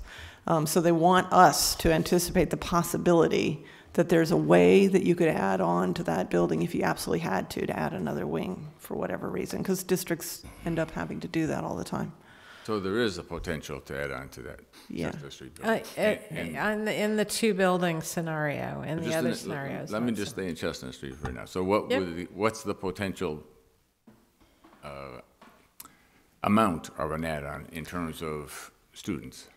Well, I mean, I don't think you would make an addition that was just for a small amount of students. I think the thing that would make sense, that would be cost-effective, is a 2 to 3-story addition that formed this U out of what's now an L. So in effect, create another 4 classrooms for each of the grade levels? I would encourage you to think in 2-story, simply because if I know the site and the building and the solar orientation. If you go to 3-story, you're creating a much less pleasant building. So 2 stories, 4 classrooms per grade, so that's 8 more classrooms potentially.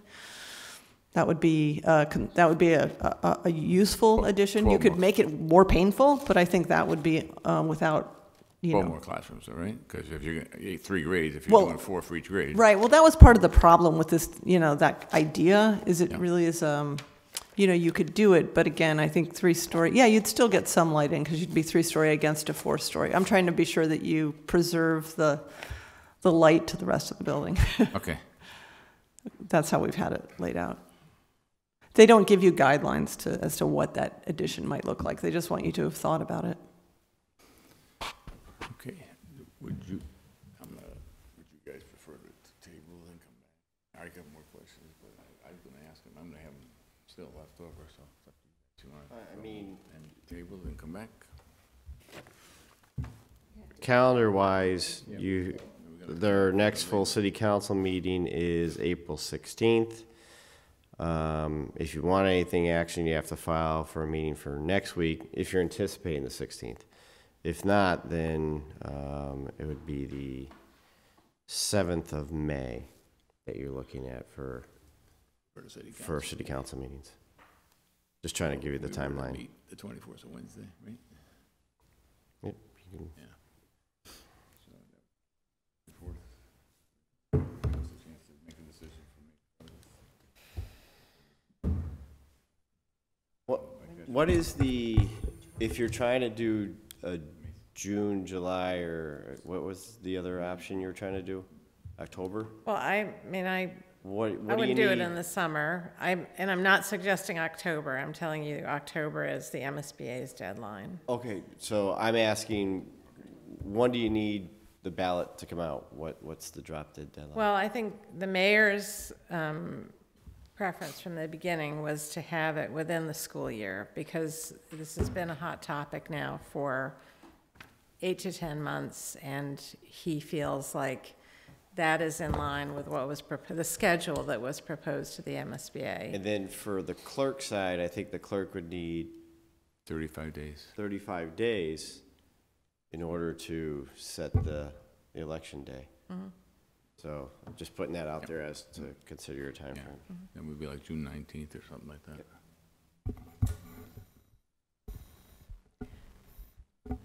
Councilor Lisi? I would say we have a lot of momentum, and we're asking, you know, the folks involved in the project to take a lot of time to come in for, you know, meeting after meeting after meeting, and we do have all these like written summaries here. I think at some point we are getting to very specific questions, but to the point that Councilor McGiverin made earlier, like we're not actually having a discussion about the ballot question, and perhaps it makes sense at some point in time to allow the folks involved in the project to do a presentation, because I think while the individual questions are useful and get down to a very fine level of detail, I'm not sure if they support a big picture of what's going on that may be beneficial and that may spark more questions among you know, members of the public that are attending these meetings. But, right, because you have the advantage of being able to present your questions in advance to the folks involved in the project, and then they're reporting back on these questions. But I think for members of the public, it's beneficial for them to hear more. I guess the meeting on the 10th may do some of that for folks, but I think they need to get more of a big picture perspective so that they could get their own questions out in front of us, in front of them. And let me just, I mean, I asked the questions because I'm going to have to make a vote, and I want to get as much information. And with all due respect, I think Dr. Zreich he asked me to send them to him in advance. I did that. He was kind enough to answer me in advance, and I tried to make sure that the public is getting as much information from those questions as possible. This is only, I mean, you know, I volunteered to be chair of this committee, which some people will say, you are crazy. Probably more now than ever, although they always said it about me. But, you know, it's only our second meeting. And again, I think in terms of trying to keep the meeting in a reasonable time frame. I'm looking at tabling this and meeting one more time and try to come to some kind of conclusion. And people can certainly, and I'll invite the public, and if you've got specific questions you want to ask, feel free to send them to any of the counselors, and I certainly will make sure that Dr. Zreich and anyone else that needs them gets them beforehand so that we can try to move forward. It would be my hope that there would be some movement, both in terms of getting additional reimbursement, finding some room to maneuver in terms of reimbursements and sharing the cost. And again, you know, we can, I guess we can move the process and have a vote that I don't think is going to get a lot of people. Maybe it's going to, maybe it's not. But again, this is a major decision that, to me, the more people that vote, the better off we are as a community. And that I'm having a hard time getting beyond that, to be honest with you. So just for dates for the public, April 10th, there's a meeting at the Senior Center. What time? That's 6 to 7:30. 6 to 7:30.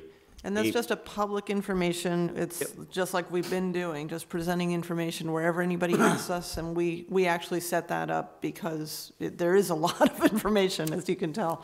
And everybody has a right to get access to that Right, information. so once again, April 10th, 6 to 7 at the Senior Center.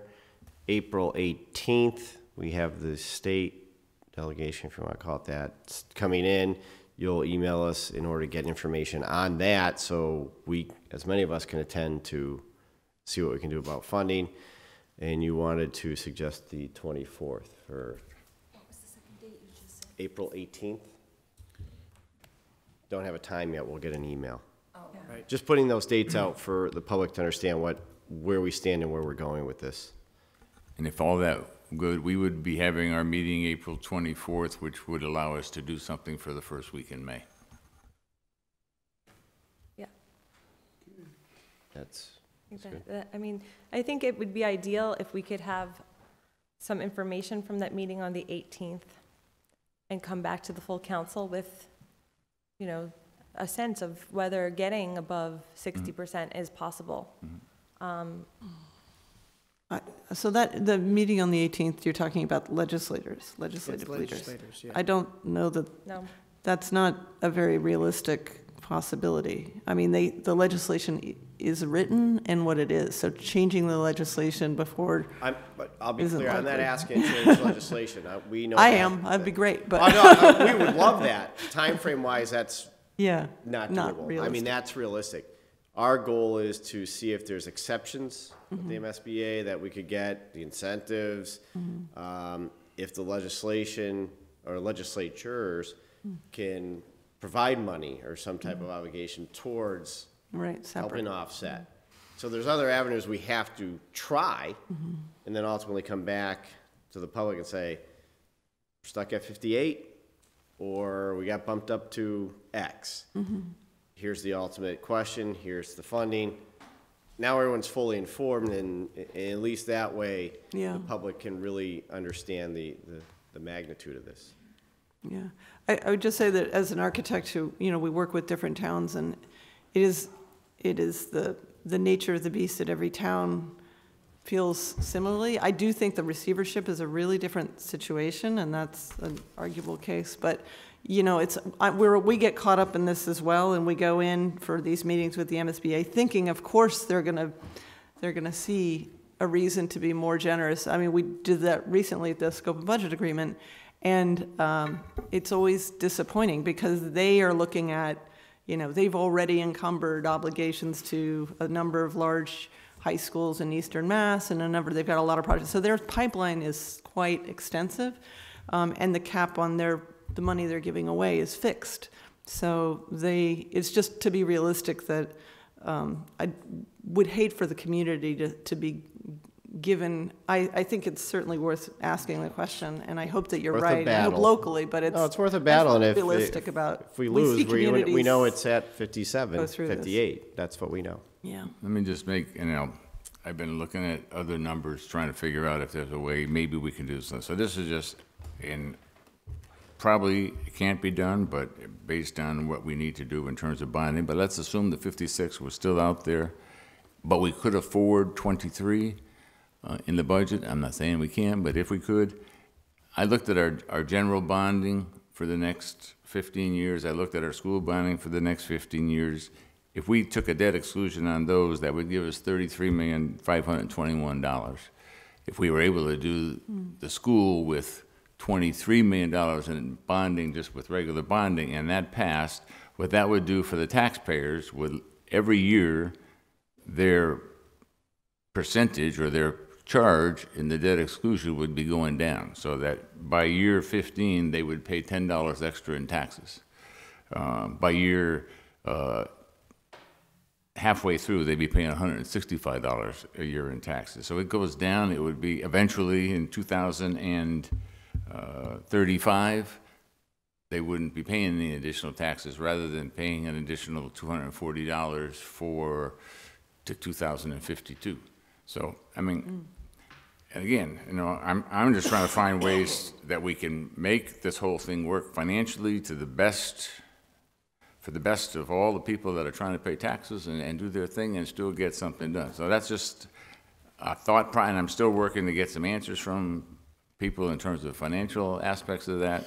But again, if we did that, that would provide $33 million that eventually we would not be paying in 2035. So, and if we could afford the rest of it as a regular bond on the schools, then we'd be in I think if we told somebody we're going to bond for $22 million for schools, we'd probably be a lot better off in terms of potential. Yeah. I'm going to entertain a motion. Motion would be to table with those dates that are up and coming, and come back on the 24th, you said? 24th at 6:30. Yep. 6:30. Second. All those in favor? Aye. Opposed? Nobody. Okay. Thank you very much. Appreciate your time. Motion to adjourn. I got you out early tonight. Motion to adjourn. So moved. All in favor? Aye. Aye. Oh, okay.